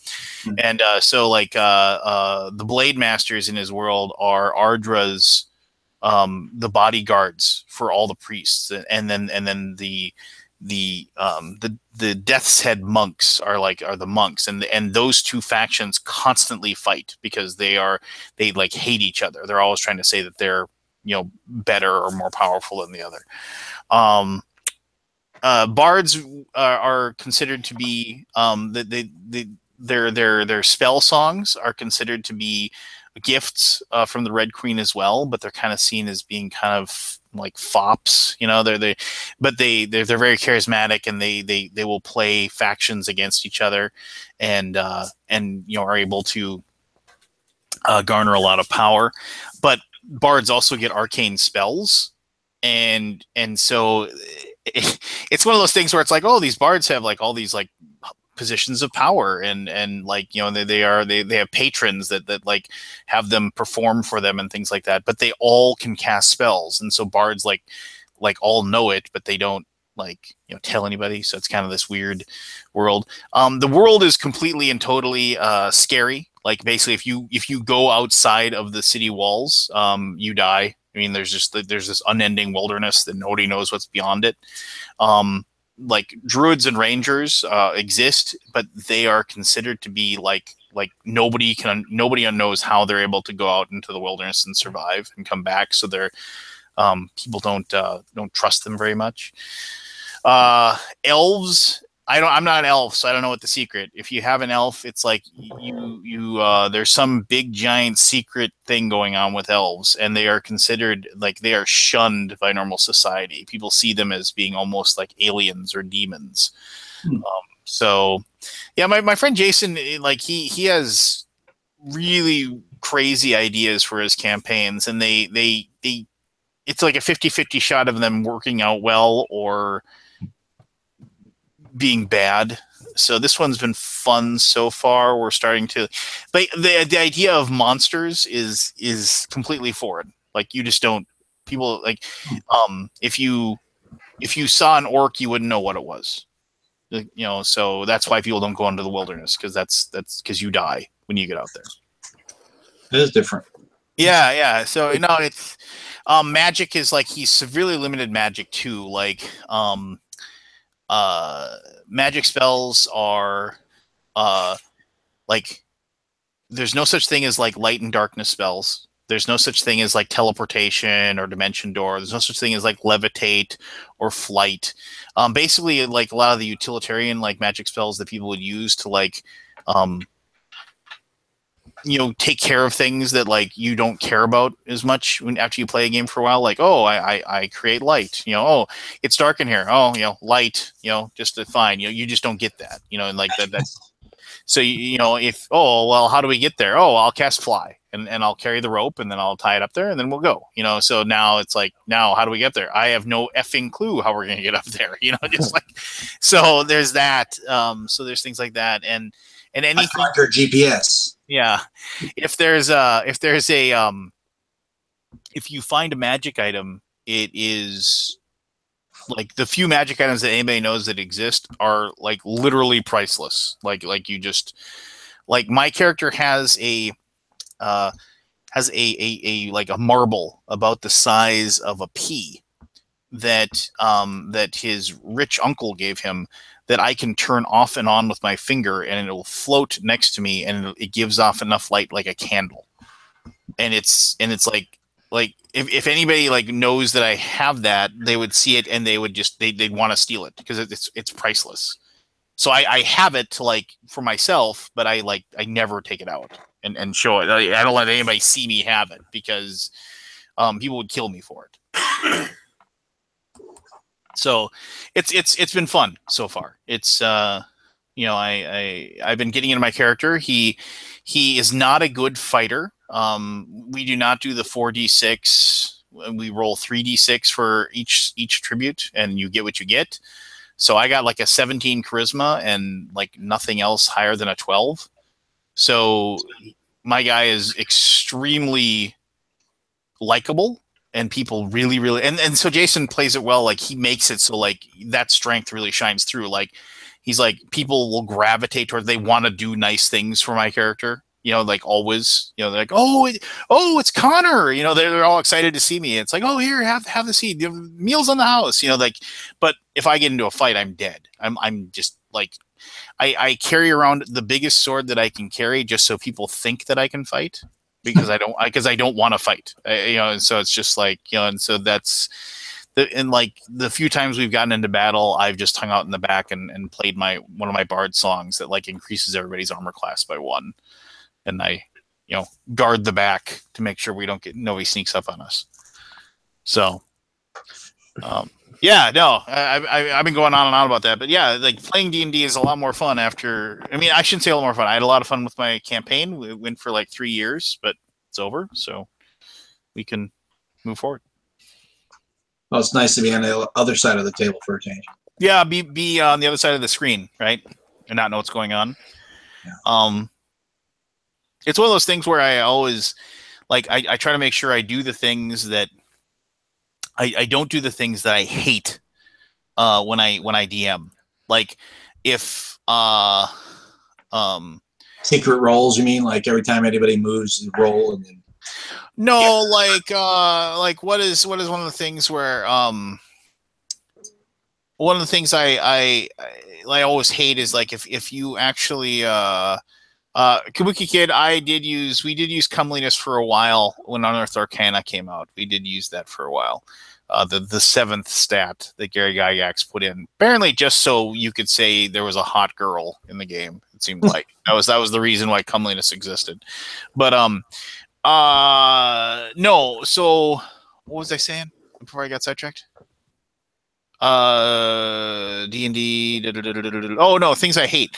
Like if I go to the trouble of like trying to describe something to everybody at the table as a DM, it's like, oh, okay, this huge structure is in front of you, and like the pillars appear to be made out of ivory, and like I'm going through this big long like description, and I look out at the table, and like there's like one person sitting there staring at their laptop, and you know that they're like watching a YouTube video, or like, you know, somebody's on their phone texting somebody, and there's like one person paying attention to you, and then that one person says, oh, okay, well, you know, I'm going to go over there and I'm going to try to manipulate that. And then like you get three people say, what's going on? You know, it's just like, you know, it's like, oh my Lord, you know, it's like, you know, why am I going to the trouble of creating this? And also like, you know, there's a very good combination. Like the DM is there to present the story, and the players are there to experience that story, and the two of them work together to create like a story together that's satisfying. The DM gets to tell the basically the novel that they've come up with, and gets to act out these different players that they're excited to play out, and the players get to like try to figure it out, right? And so you work together to tell that story together. That's the whole point, in my opinion, of role-playing games. And when you have like one side that doesn't seem to want to engage, you know, and especially since the DM like has so much more they have to do, right? They have to prepare everything, they have to get everything ready. All the players have to do is just show up with a pencil and a character sheet and dice. I mean, and you know what? They don't even need the pencil and the dice, because the DM probably has a ton of them. All they need to do is show up. And when they don't respect what the DM's done, that really bothers me. And it's just like, and it was one of those things where, and then and the thing is that if you like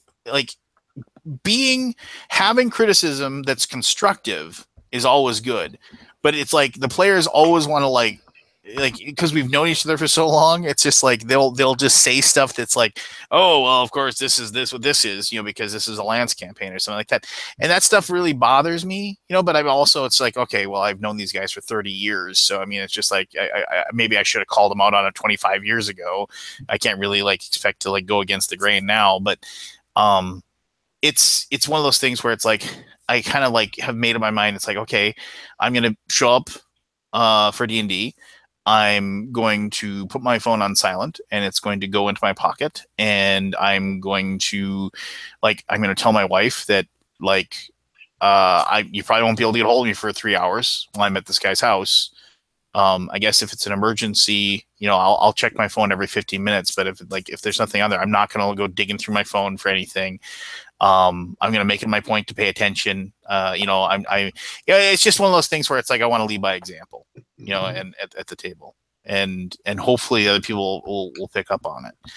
I got to a point with my campaign, like at one point, I told everybody, give me your phones and turn your ringer up all the way, and give me your phone and put it in a drawer in the kitchen. And you can go and get your phone if it rings. And they were like, I can get my phone. I was like, well, I was like, you can't not look at it every 5 minutes, and you're not paying attention to me. So I don't even know why you're here at this point. No. That was a huge argument that we got into, and which is dumb, right? You're there to have fun, and here I am, I'm arguing with people that are supposedly my friends, and I felt like a jerk to call them out on it, but You were. well, no, I mean the first time when you call somebody out on something, what's the first thing they do? They punch back, right? It's very and I'm just as bad as anybody. Like when somebody calls me out on something, the first thing I want to do is punch back immediately. I mean that's our nature, right? Like it's very rarely that somebody says, "Oh, well, this really bothered me." It's very rare that we go, "Oh, let me take a second to think about that." Mm-hmm. We don't take that moment to like kind of like try to put ourselves in their situation. We want to Go right on the defensive. Yeah, I mean, it just and yeah, it's tough, right? It's just so Friday night I got that going on, and this week, and then I get to go play more Warhammer on Saturday. So I'm excited for that. All your painting done for that? No. Well, I'm not gonna. I have to decide if I'm gonna. I got enough renown to add a plague drone to my Nurgle army, which is basically this giant bloated fly that spits acid and is just loathsome.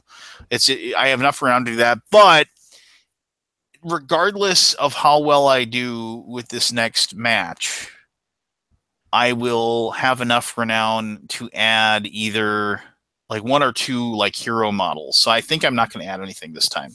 I'll either get to add a Herald of Nurgle, which is like this like super powerful little demon, and this is his figure that I'm holding on to, or a Gut Rot Spume, which is like a Nurgle Rotbringer hero, which is like this big giant guy with tentacles and an axe that gets to cut people's heads off and also grab people with his tentacles and hold them in place so they can't fight or anything while he destroys them. So I'm trying to, so it's one of those things where it's like, I'll just probably take the loss this week, but I'll get enough renown to add either of those to the army, and that'll be fine. Because I'd rather have those than just this big giant bloated fly that's flying around. Even though the flies are cool, the bloat flies or whatever they're called. I'm talking forever. Somebody talk about something else. I've been like blah blah blahing. Well, it's like what you're saying about having everybody put their phones away for the RPGs. I mean, it's the same thing with board games. Everyone's on their phones constantly in board games, and that's it's like trying to teach a game, and people are on their phone playing around or reading something. And they're like, "Oh, so how does that work again?" It's like listen the first time. Yeah, no, and once again, I mean, it's like I definitely have been. That's definitely something that I've done, right? I've been on my phone and like, whatever, for, whatever ridiculous reason. I was just, that was what I was doing, which, and so it's tough, right? It's like, you want to call people out for stuff that really bothers you, but ultimately it's like, oh, well, I guess it's not that bad since I do the jerk stuff anyway. That's why with my thing, I'm trying to lead by example, right? I'm trying to, if I can go that route and I can do the right thing, if you will, then that's my goal, I guess.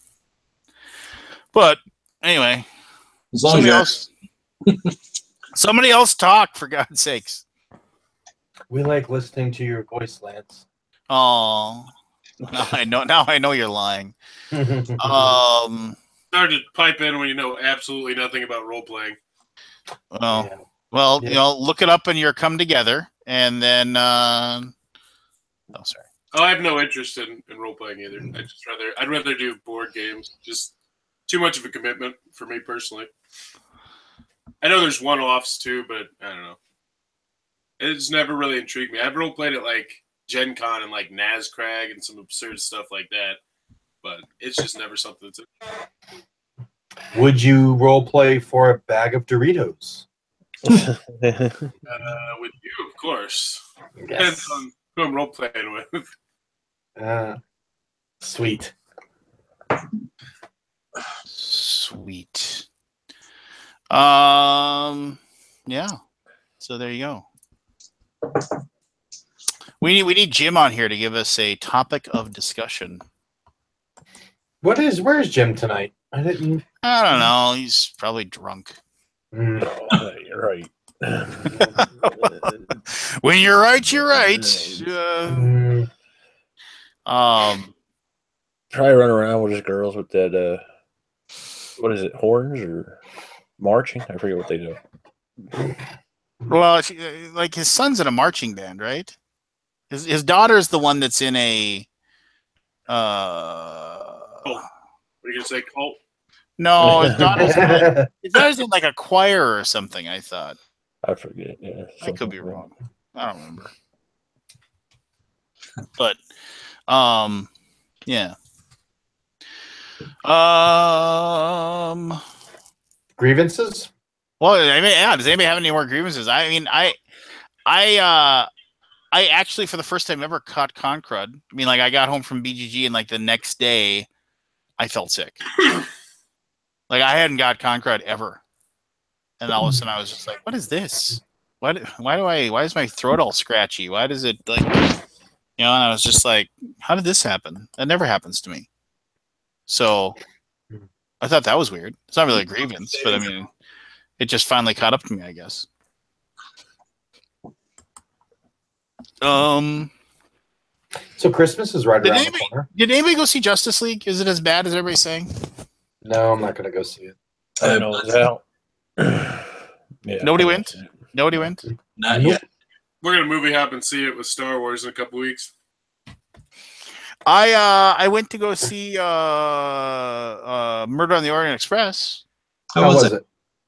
It was good. I mean, it was really well acted. I thought that, and like, I'm betting it'll get nominated for like a wardrobe or something, like whatever. Like the thing is, like, basically the way it looks, because like the sets, like the train and like the costumes and everything were like incredibly well done. I thought Kenneth Branagh did a really good job as did a really good job as playing Hercule Poirot, and it's the one thing that annoyed me, which isn't like anything that you can't really, it's tough to be annoyed by this in a way, is that like, I read the book, right, and I watched the original movie, so I know who committed the murder, right? So I'm not going to say anything, because if you don't know, it is kind of a surprise or whatever. But so I know how the ending is, and so I'm like watching this, and so basically what I'm doing is I'm watching a really good reenactment of a thing that I know what's going to happen, I guess. And so it's one of those things where it's like, okay, and even that happened. Oh yeah, and that happened too. Oh yeah, that's part of it, And I'm just like, why? Part of me was just like, well, why? I realize you can't change it, right? You can't go in and say, all right, so we're just going to take this Agatha Christie novel and we're going to change who the murderer is. It's like JFK. JFK was a great movie. I knew he was going to get shot. I still liked the movie. Yeah. Well, JFK, he gets shot like right at the beginning. Spoilers. Spoilers! No, he gets shot like right away at the beginning. It's the whole process. No, I know, of, like, but most of that information everyone knows already. Everyone's seen the Zapruder film. Everyone knows all the conspiracy theories, so it's all like rehashed. But it was done really well, and the acting was great. Yeah, but I'm kind of in the same boat as Lance. I noticed that they are bringing back these movies. They're making remakes of them. Is it worth it? Is it they're bringing it to a new generation, or is it they just want to make money real quick? Or I don't know. I mean, I never read the book, so I don't know who did it. So if I go see it, it'll actually be a surprise to me. And I'm sure there's millions of other people like me who didn't read the book that will enjoy the movie. Well, let me say this. This is something that kind of bothered me a great deal. Was that so at the end of this one, so like Murder on the Orient Express is a like a very like very popular one of Agatha Christie's most popular books, and that had Hercule Poirot as the detective, and then another one is Death on the Nile was one that was that she wrote that had Hercule, and so this one gets to the end, and they, there's the reveal, and then there's the summation or whatever, and the whole idea is Poirot was supposed to be going to he was going to go on a vacation, and this and he's in, he's in like Romania or something, right? And so then he's approached by this detective, and then he's like saying, "Oh, I'm on vacation or whatever." No, he asks him if he knows if Poirot's there, and he's like, "Oh, he's left" or something like that, or he's trying to say. And then the guy says, "There's been a murder in Egypt, on the Nile, and we need him." And then so then he says, "I'm him, I'll like," and then he goes with the guy to, go get on the train or whatever that's going to take him to, and then now they've announced they are going to have the follow-up. They're going to do a sequel, Death on the Nile, because this movie did really well. But here's my problem, is that the book, Death on the Nile, he's on the boat that's traveling on the Nile, and the murder occurs, and then he just happens to be there, kind of like Murder on the Orient Express. He just happens to be on this train when the murder occurs on the train, and then he's there to solve the crime. So this doesn't make sense, because they're coming to get him to solve a murder but in the books he's like on the boat and the murder happens. So I don't know how they're going to handle that. And that really bothered me. The more I thought about it, and the more I thought about it, and the more I thought about it, which is dumb, right? But I mean, it's just, I don't know. It bugged me, which is dumb. But anyway, I'm sure they'll come up with something where like he goes there and solves like some other murder, right? And then, oh, I finally get to go on my vacation. And then he'll get on the thing, and then turns out no, he doesn't get to. So that's what I guess anyway. Yeah, maybe we're just making a franchise out of it. Yeah, maybe. You never know. Anybody else see any movies lately? I'm saving myself for Star Wars. Yeah. Well, I want to see Justice League, just haven't had a chance to yet, and I started watching Punisher. I have not seen any of Punisher yet, though everybody says it's amazing. But then again, I'm the horrible human being who hasn't finished Stranger Things 2 yet either, because it's like my wife and I are trying to like meet up and like actually have time together to like get through some episodes of that. And then we have Punisher to go through, and then it's just, yeah, I mean, it's one of those things where finding the time to watch it has been difficult. Yeah. But everybody's saying Punisher is awesome, so. Good. It reminds me of season 1 of Daredevil, how it's kind of a slow build as they fill in a lot of backstory and stuff like that. So it has that same vibe to it, for me at least. I'm liking it. I'm liking it so far. I have yet to start it. I'm probably gonna binge it before the end of my vacation. But do you just watch it by yourself then? Do you watch it with your kids? You watch it with your wife? What do you? No. My daughter's only 6, and my son's not really into the Marvel stuff. So no, it won't be. My wife likes Marvel stuff, but not the Netflix stuff. She's more just the movies. So she watched Agents of S.H.I.E.L.D., but that's about it. She's not into the whole Netflix series stuff. I just always feel bad if I were to watch it without my wife. Just it's one of those things where it's like, it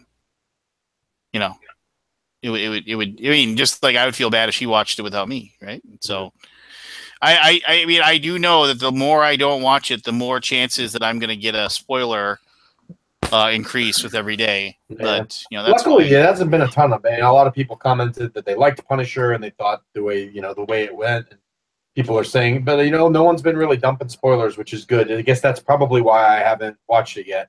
if people started dropping stuff that happened, I'd be like, ah, crap, I just got to watch this before I get spoiled. But really, in my friends, Colin's sick to work and set aside 9 hours, right? yeah.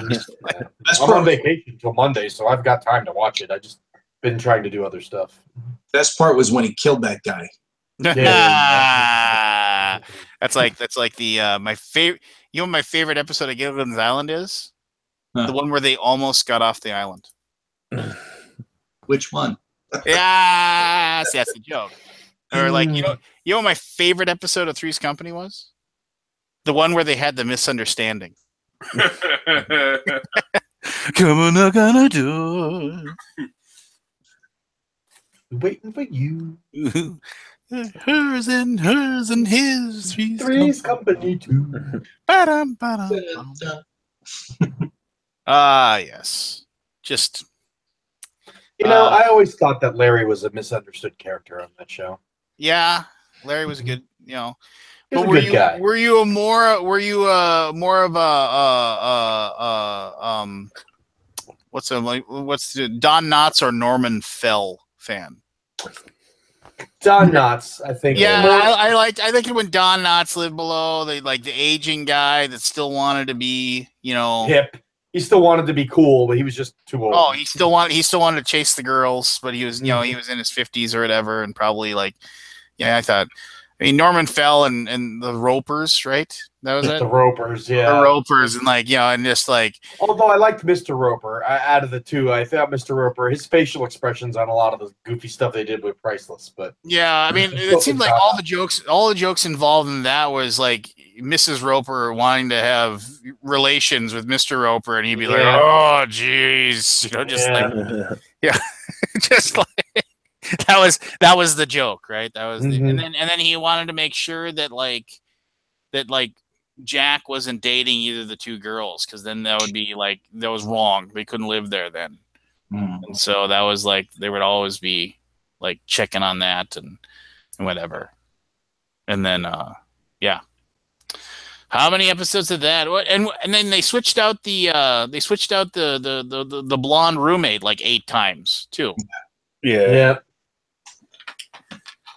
But Janet was always the same. Good old stable Janet. Yeah, back when she wasn't annoying as all hell. I don't even know who. I don't even know the actor's name. Who's the actor for that? Joyce DeWitt. Who? Wasn't it Joyce DeWitt? Joyce DeWitt. She been in anything at all? Three's Company. More than me, right? But I don't know. I'm sure she Let's look her up and find out. Well, that's cheating. Other than that and the Kardashian crap, I think that's it. She was in the Kardashian stuff? She's the mom. She is? Yeah, she got remarried. Joyce DeWitt is the mom of Kim Kardashian. She's the main Kardashian. She's the one who married Bruce Jenner and then had those annoying babies. How is their last name Kardashian then? Because of remarriage. She got married. She's been married 6 times. Oh. I never watched any of that Kardashian stuff, so I have no idea. Joyce DeWitt is the mom, the matriarch of the whole Kardashian. Oh, well, good for her. She had a comeback of sorts then, right? Yeah. Why is that funny? She did, right? No, maybe I'm crazy. I don't know. Yeah. So there you go. I went to lunch with my wife today, and we went and grabbed a burger at a Five Guys, and I walked in and I saw one of my old bosses from my old job. And I was like, "Hey, how's it going?" And I can't tell you, it's just I know I shouldn't feel this way, but they're like, "Oh, hey, how's it going? How's the job?" And I was just like, "It's amazing." Just I can't begin to tell you how happy I am. I don't work for you anymore. I felt bad about being that over ecstatic about it, but I felt like I had to. Just yeah, but yeah, that happened today. Barry, tell me a story. You're not saying anything. I don't have any stories. Yeah, you do. No, I don't. Yeah, you lived the lives of 10 men. There once was a man from Nantucket. Yes. I don't have any stories. You don't have any stories. I know that's not true. What about you, Cheech?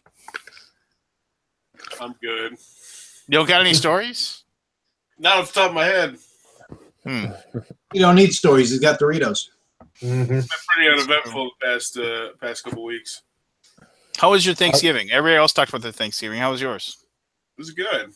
Went Black Friday shopping and got a new TV. You're nuts. Why?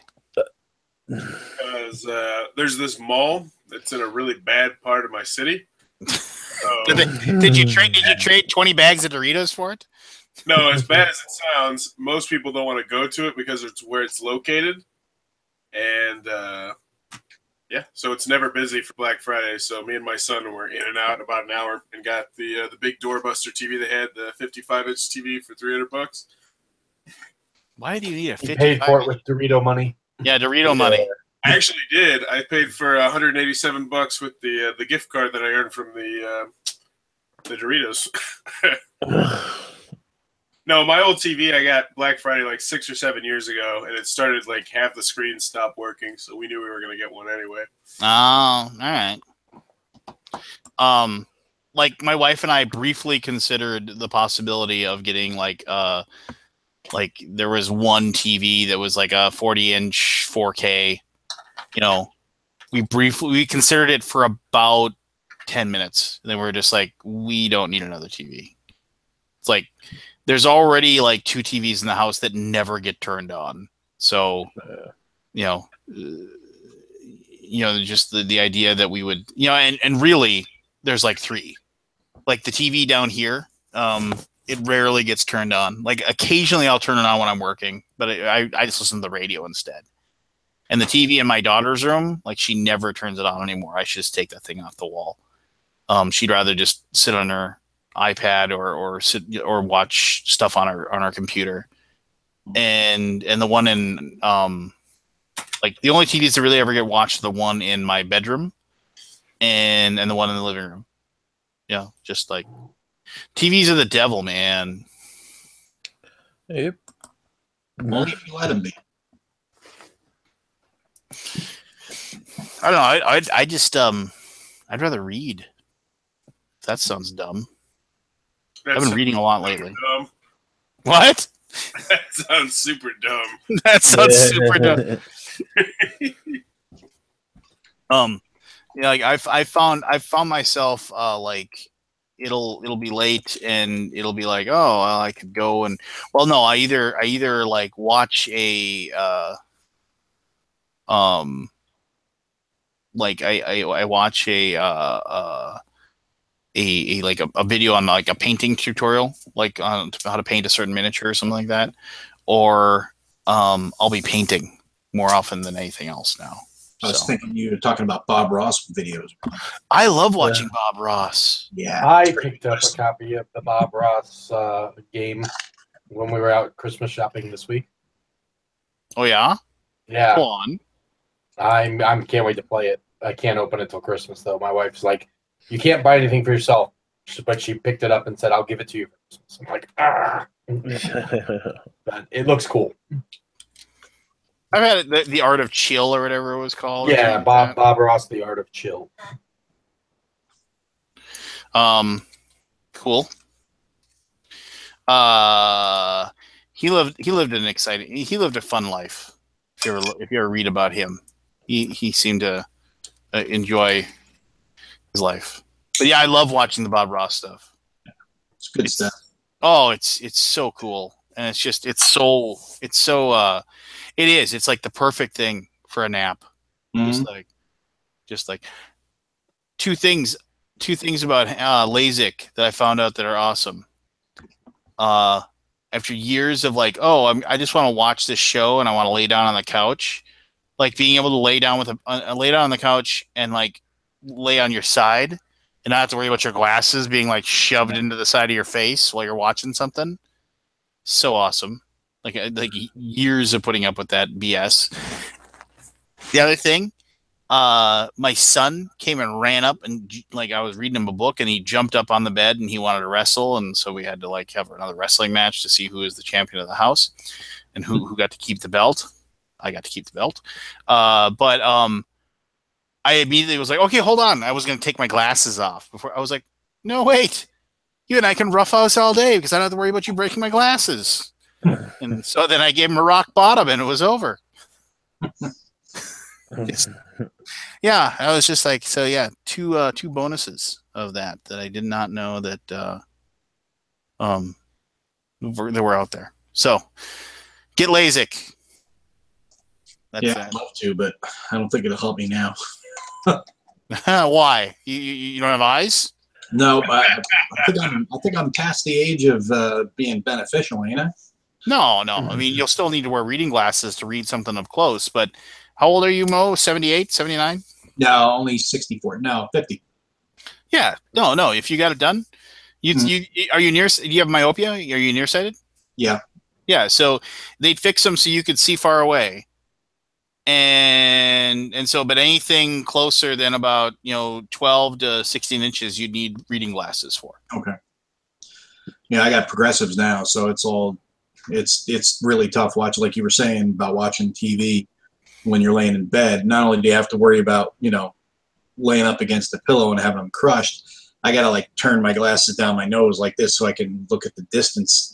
Dude, don't put up with it anymore. Go do it. Go in for a free. All of them offer free consultations. Just go in, have them look at your eyes, and get it done, man. It's keep an eye on Groupon. Yeah, well, there's I think they still have them out there right now. It is. As the guy who was scared to death of getting it done for years, I'm an idiot for not getting it done like 15 years ago. How many years they say it's going to be good for? It's good forever. I mean, if your eyesight ever does get worse, here's the deal: you're so old, your eyesight's never going to get worse for you. It just won't. Just because your eyes stabilize, like because like your eyes get worse because like as you grow old, like the cells and everything, and you like kind of solidify and kind of lock into place.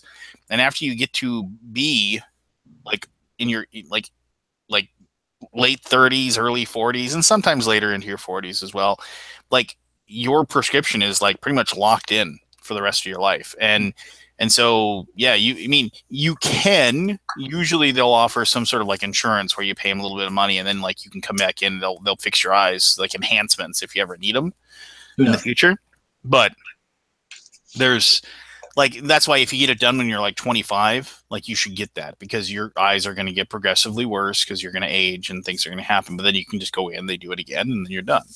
So, yeah, get it done.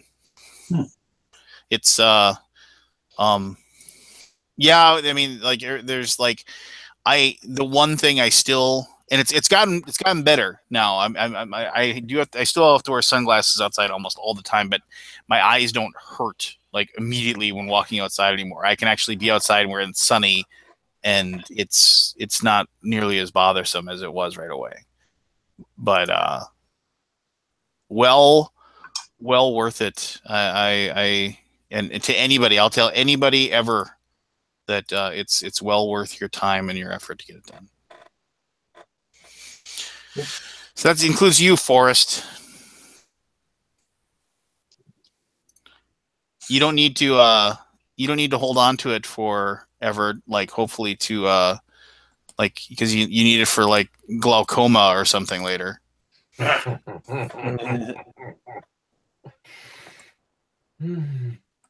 But dumb Anthony never showed up. So what games is everybody hoping to get for Christmas aside from Bob Ross Art of Chill? Yes. It's in Star Wars Legion. Super stoked to get Legion. I think it comes out in December. I think. If it doesn't come out in December, then game-wise, I think that's Star Wars Legion. Yeah. The new tactical miniatures game that they're coming out with. I think it's supposed to be out before Christmas, but it may be pushed back to Q1. I'm not sure. Just sell your soul to HeroClix and be done with it. No. I'll say this: I played a lot of HeroClix, like DC when the HeroClix DC came out. I played a lot of it. Luckily, I had a buddy who like dropped tons of money on it, and had like all kinds of awesome figures. And we would play huge point battles. You know, just like, and we didn't play sides. You could have a team of, you know, Batman, Apocalypse, just like Batman, Apocalypse, like Neil Sedaka. Rahdo. No, but I mean, it was we draft into, and then we'd have these huge battles, and we loved it. It was awesome, and I understand why HeroClix still has the huge following that it does. But it's weird, man. Like the first day of Gen Con, all the people that charge that door to get it. You know what I'm talking about? Like they go to the WizKids booth and there's the three or four like exclusive models for sale. I thought WizKids wasn't at Gen Con this year. Well, I'm just talking about in the past. Maybe they were, maybe they weren't. Well, no, WizKids was there because I saw Zev there. Zev's in charge of it. Maybe their board game people were, but maybe their HeroClix thing wasn't. Yeah, I think they pulled WizKids from Gen Con because of some issues they had with Gen Con last year. I think they're only at Origins now. No, I saw Zev at Gen Con, and I'm talking about their big mega booth with all their HeroClix and stuff. Oh, okay. Well, maybe, yeah, that's true. But I mean, people rush to get like their drop $400 and get the 4 exclusive figures so they could turn around and eBay them, for 3-4 times the price. It's because of those figures. I think they had issues with their line because their line was so big. They got yelled at by Gen Con, and they were just like, "Well, screw it. We can't fix the line, so we're just gonna not go."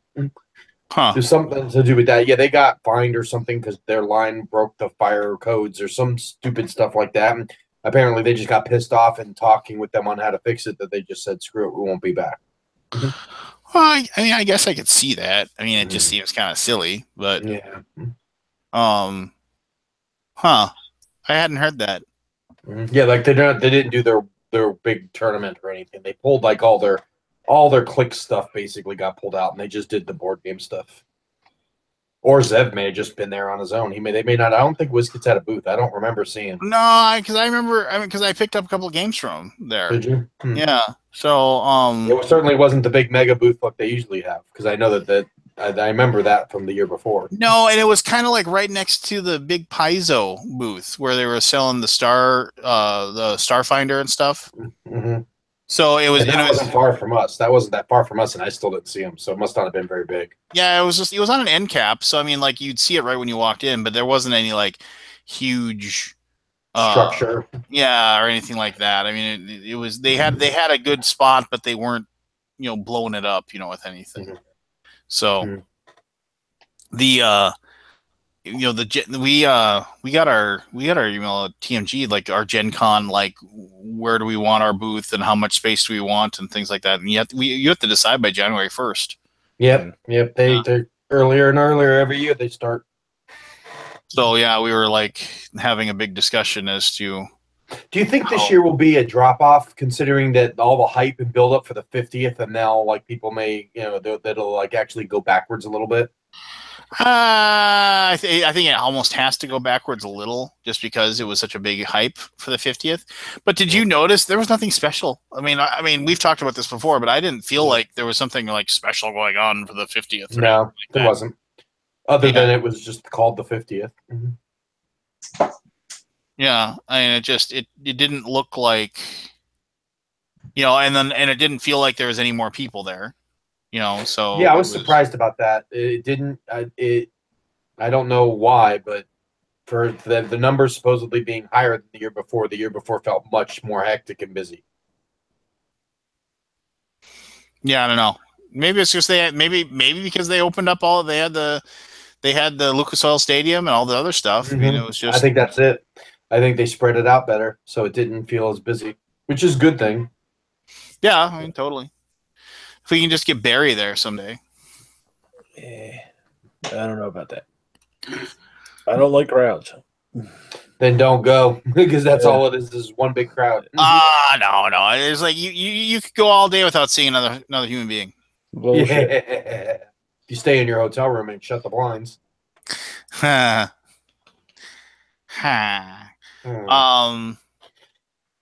No, yeah, it does get busy, obviously. No, yeah. I don't know, man. What is? Can we fit 2 or 3 more big conventions into a year? I mean, because Sure. I can make them, but I'm not going to them. Yeah. Yeah. I already go. I really wish Dice Tower Con wasn't on the 4th of July. That really annoys me. That it's just like they schedule it then, and I don't know why they do that. Why? I don't know either. The setup for the booth last year was on the 4th of July. And then I had people like say it's like, oh, well, this year it's like it's on the 4th. It's like the 4th through the 10th or something like that, right? Oh, so that the first day of the show is actually the 4th. Yeah. This year it was setup was on the 4th. Maybe the setup's the 4th. I don't know, but I mean, it's like 4th of July is for hanging out with your family. I mean, that's just like, and then like I've had people say to me, oh, well, no, what it is like you just get your family to go down there with you early, and then you're down there, and then your family like goes to like Disney and stuff, and you go to Dice Tower Con. I was like, I want to go to Disney with my family. I would rather go to Disney as well. It's just like, hey, you guys have fun at the amusement parks and the beaches and the. Well, I got to go work. I'm gonna go work. See you later. Just like, oh, what'd you do today? We had the best time, Dad. You weren't there. Yay! Just I don't understand that. That stuff that doesn't make sense to me. But yeah, that is odd. That's why I never went to it. And I've heard that from a lot of people. Oh my gosh, it's like I remember I got off the plane and walked outside, and it was like I said, I felt like I just got out of the shower and I put on my clothes without using a towel. Yeah, just like oh, it gets worse in like August, but yeah. Yeah, you in Florida is like me in Minnesota with opposite day because I lived in Florida for 30-something years, and you get used to the heat, and now it doesn't bother me anymore. But put me in like 8-degree weather, and I'd be freezing my giblets off. Yeah, I like it when there's a few people that from Florida actually that come up to Con of the North in February, and they're just like, "How do you live here?" I'm like, got shorts and flip flops on. It's like, just whatever, shut up, it's fine. It's snow. They're like that's fun. That is actually fun to see people like when they see giant piles of snow. They're like, what the? How is this? I mean, this is for real? Why don't people get rid of it? Where are you going to put it? It's snow. It's not going to go anywhere. It's just like you have to just wait for summer for it to melt and go away. But then again, we don't have any snow right now. With the little snow we got before, I mean, we're going to probably hit December without any snow on the ground.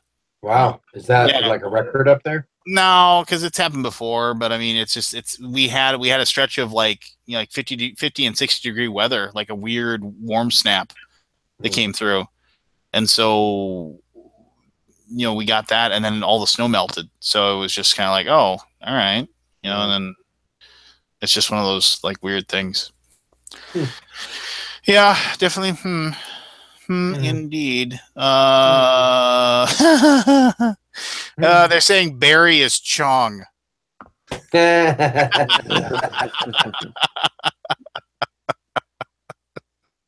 Because you two are next to each other in the window for watching the show, so it's like nice.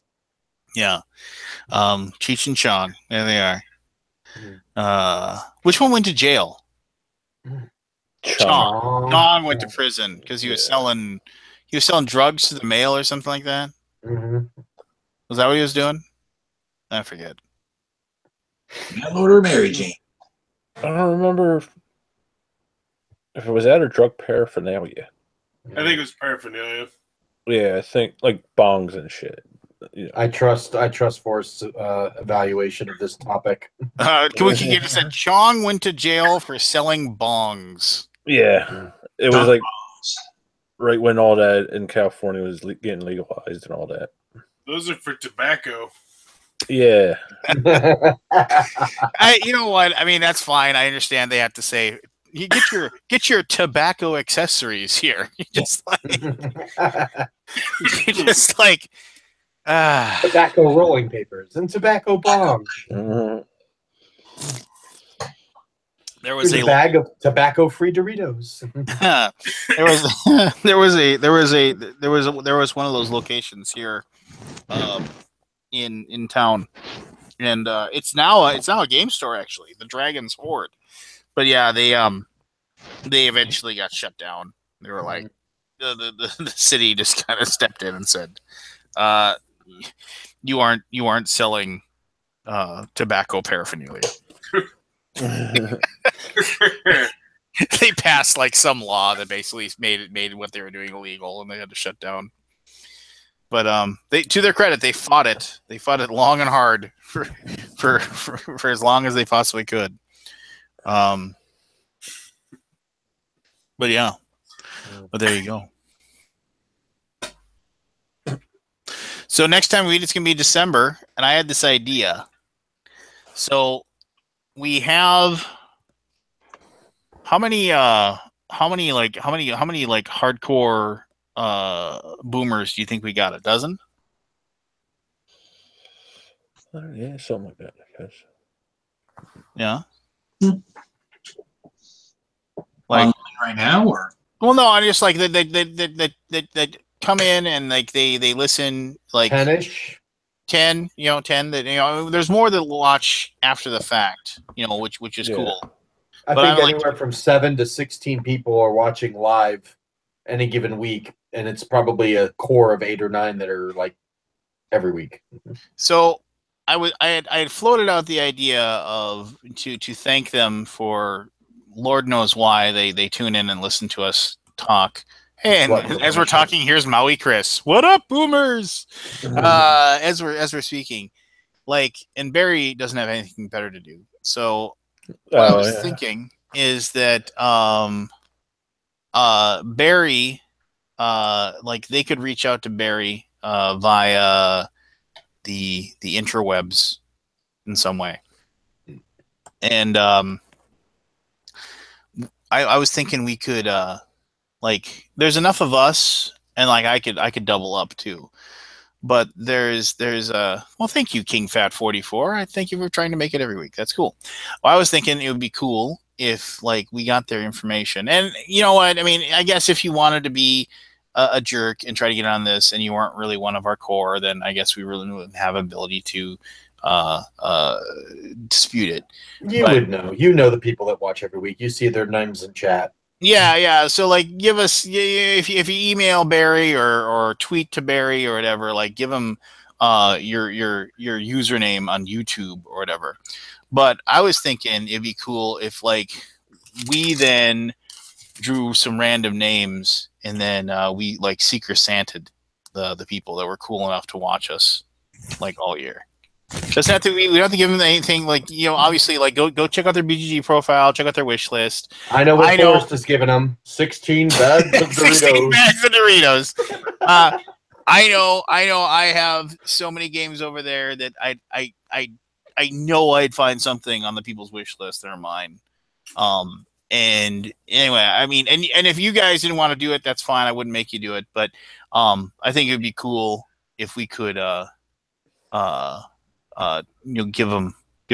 give something back for oh no Kabuki Kid. I see, the thing is that Anthony knows who you are now, and we'll just find your address, and we'll send you something, so you can't escape it. So even if you don't notify Barry, we'll figure it out. So anyway, obviously, I feel like I want to give back because, like I said, they're kind enough to listen to us blather to each other as it is, and I think they're a good core group, and I appreciate it. Oh, Anthony wasn't at Jeff's this year. Well, see, we'll just ask Jeff for the information then. Jeff probably knows. But anyway, that's my plan. And you guys can be a part of it, which is awesome, or you can be Grinches and not be a part of it. And your cold little heart can wither away even further. Not that I'm trying to put any pressure on you or anything like that. But yeah, that's my plan. And even if I'm the only one that does it, I am going to do it. So reach out to Barry if you're one of our core group. Reach out to the Bearster. You send him follow him on Twitter and then send him a direct message so you can give him the info, and then Barry's gonna compile that, and then we're gonna go ahead and make that happen. Get sucked into this shit. Because you got nothing else. What else are you gonna do? You're gonna complain about your family to your wife some more? I mean, No. what are you gonna do after that hour is done in the day? I got things. Oh yeah. You're gonna tell your you're gonna tell your wife that you want her mother-in-law to move out? I already told her that. Waiting for the spring. Waiting for the spring? Waiting for the spring. What's gonna happen in the spring? You're gonna plant a tree and she's gonna live in it, or what? She's out. She's out? She's out. Yeah, I don't think you get to choose. If I've learned anything, a man might think he runs his castle, but he does not. So I can change locks. Well, yeah. With your bad back, I wouldn't count on it. I'll deal with that later. You deal with your back later? Yeah. How's your back been, by the way? I haven't asked you about that for a while. Horrible. Horrible? Horrible. It's the weather change. It's the weather. Oh, jeez. So, and what's your long-term possibility with it? Well, eventually he's going to have to get operated on. But there's a lot of nerve damage. We're still not sure with the nerve damage what's going on. We're trying different medications and shit like that for now. And what does the doctor tell you need to do? Go through the medications and all that. Getting operated on is the last step, Well, what would they do if they operated on you? They probably fused the disc. I don't know what they would do with the nerve sets. Yeah. Would it get rid of the pain? Would it give you more mobility? I mean, what would it do? Fusing the disc, yeah, I wouldn't be able to lift anything, but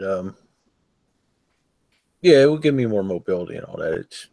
It's like I said, it's the nerve into the right leg that gives me most of my problems, whereas I can barely feel my right leg now. Yeah. And it gives out on me and stuff like that. So that's what they're mainly worried about. Yeah. I'm worried about it. You need to get that fixed, bud. Yeah. I moved down here 8-9 years ago, but all my medical was up in Pennsylvania until about 1.5 years ago. So it's starting over again down here in Delaware. Murmur. Damage is something to not mess around with because whatever you get stays permanent. Yeah, I know. So that's why you're just holding out as long as you can until... Nah, it's not that. The nerve stuff just started within the last year. Well, that sucks. Yeah. Get it fixed. I don't know. I'm not a doctor, so I don't know what you have to do. Shouldn't there be some miracle drug or something to take care of it? Yeah, until your head explodes from it later on in life. 10 years down the line, found out you got brain cancer from it. From what? Getting your things fused? The miracle drugs they have. I'm fighting with my pain management about that too. Wow, this is a great conversation for me to bring up. Yes, this is why I don't like to talk about this shit on air. Well, I don't know. I just want you to be happy and healthy, man. That's all. Yeah. Nah. How about those expos? Eh, How about the what? yes. Mhm. How about the what? How about those expos? No, the Spos. They don't exist anymore. Mm. Though I did like their logo. I walked into I did something today that actually, if we want to talk about sad things, so I walked into a place called the Hobby Hut today with actually like a goal in mind. Like I was, because like it's a place this guy's run it forever. It's a combination. Like he's got some RPGs, he's got some miniatures. He's mostly at this point like trains, models, and the RC cars. RC cars and drones. You know, Mhm. like that. That's mostly what he does now, and it's been that way for a while. Anyway, so he was in this one strip mall forever, but that strip mall was dying, and so he moved out of that one and got into this like better area. And I was kind of like, okay, well, you know, but you know, like the rent there was more and all this stuff, right? And so like he's been there for over a year now, and he's still open. But man, I went there because I was looking for there's like just basically a miniatures thing to like construct your own things. Like basically they said like a place that sells train parts. I could probably maybe find this stuff that I was looking for.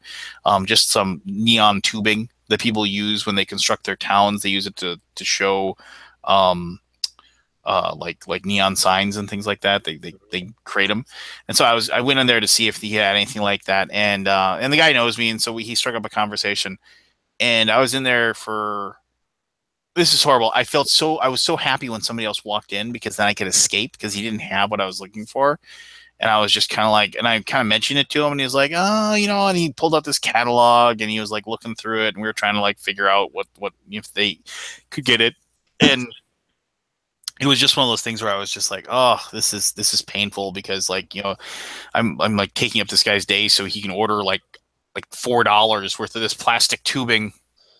And I was just I know I could just go online and find it and order it, and I'd have it in like 4 days instead of like, oh, I could order it and then I'd have it in 2 to 3 weeks, and just like, oh, you know, I could pay $12 for it, you know, or I could just go online and pay $6 and have it in 2 days, you know, just like, okay, well, and then this guy came in who was looking for like some RC car, and I was just so glad when I came out of there, and as I was leaving, I was like, I just say, that place is dying.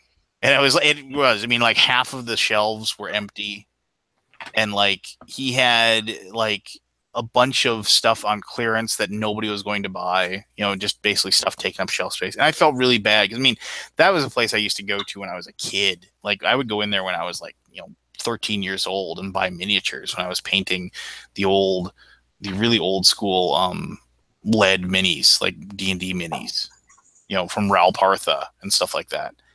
And you know, to his credit, like the guy's, you know, stayed open as long as he has, you know, and he's like you know, he's in his 60s now, and you know, he's got grandkids, and I see him because like he coaches his granddaughter's like t-ball team, and so I coach my sons, and so we'd see each other for that and things like that. So I mean, but I also just felt bad. I was like, oh, you're not going to be open much longer unless you start selling a lot of these RC cars. Well, he probably knows it's, you know, time's not long for his store, so he's just riding it out until he decides to call it quits and sells it all off, or just gets rid of his stock and closes the shop. Yeah, I know. It was just kind of sad, you know, being in there. It was just kind of like, just like, and then it's like you can't really leave. You feel like you feel like you should buy something, right? You know, like before you leave. But like, I didn't want to spend any money there because I didn't need anything that he had. I went to like his clearance rack like twice, like looking like there's got to be like a single miniature here or something that I'd want to buy for like $4, and there was like nothing. Got to do a pity purchase. I got to do something. Yeah. Here, I'll get some money in your cash register. You know, no, I was just kind of like, you know, but I was happy when I was able to leave. It was just. What are you looking for? I don't know. Dice? Do you have any dice? I almost bought. He did have a set of. They're tough to find. the Dungeon Crawl Classic dice. They're tough to find because they have like weird things like a D7 and a D14. And I was like, holy cow, I haven't seen these for a while. And like, you know, and they're never in stock anywhere. They're tough to find. And I saw that he had it, and I was just kind of like, oh, that's cool. And then I picked him up, and I was like, $25. No, thank you. Just like, it's just, I was like excited to see it, and then I was just, no, sorry. You know, just 6 months later, the store is going to close, and those specialty dice are going to be worth like $750 on the market. Yeah, maybe. Kicking yourself, going, damn, I should have bought those. Oh, you know, that's fine. You know, then he can sell them, and he can buy his granddaughter something, and then I don't have to feel bad about the fact that I bought them. But yeah, so one of those things, right? You just kind of like, you know something else weird that recently happened, and you guys can either, you know, back me up on this or whatever.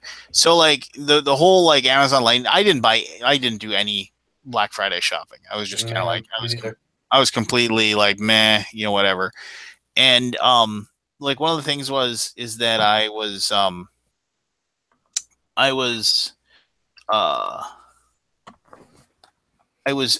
trying to what's the one I'm looking for? Like I saw one, and they were like, oh, you know, all these Blu-ray DVDs on sale, and I was like, oh, Blu-rays, you know, and so I went over there and I started looking at them, and then I was just kind of like, and I was like looking at them for a little while, and then I was just, I don't want to watch DVDs anymore. You know, it's like, I know that sounds dumb, but the whole process of like, and I know I could rip them and then put them into, you know, put them on like a file somewhere that I could most of them come with a digital copy anyway. Yeah, I know, but I just, that whole process, if it's not on Netflix, I just don't want to bother. Which, I mean, that's all I do. If I buy a DVD, I throw it in a collection on the wall, and then I put the digital copy on my computer, and I watch it there. Yeah.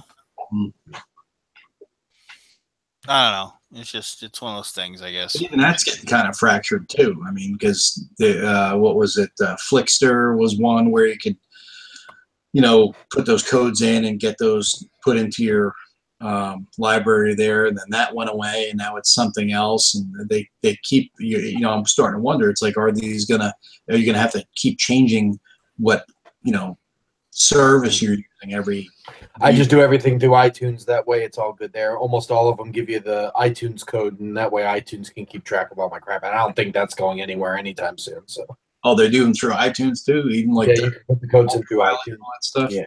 Yeah.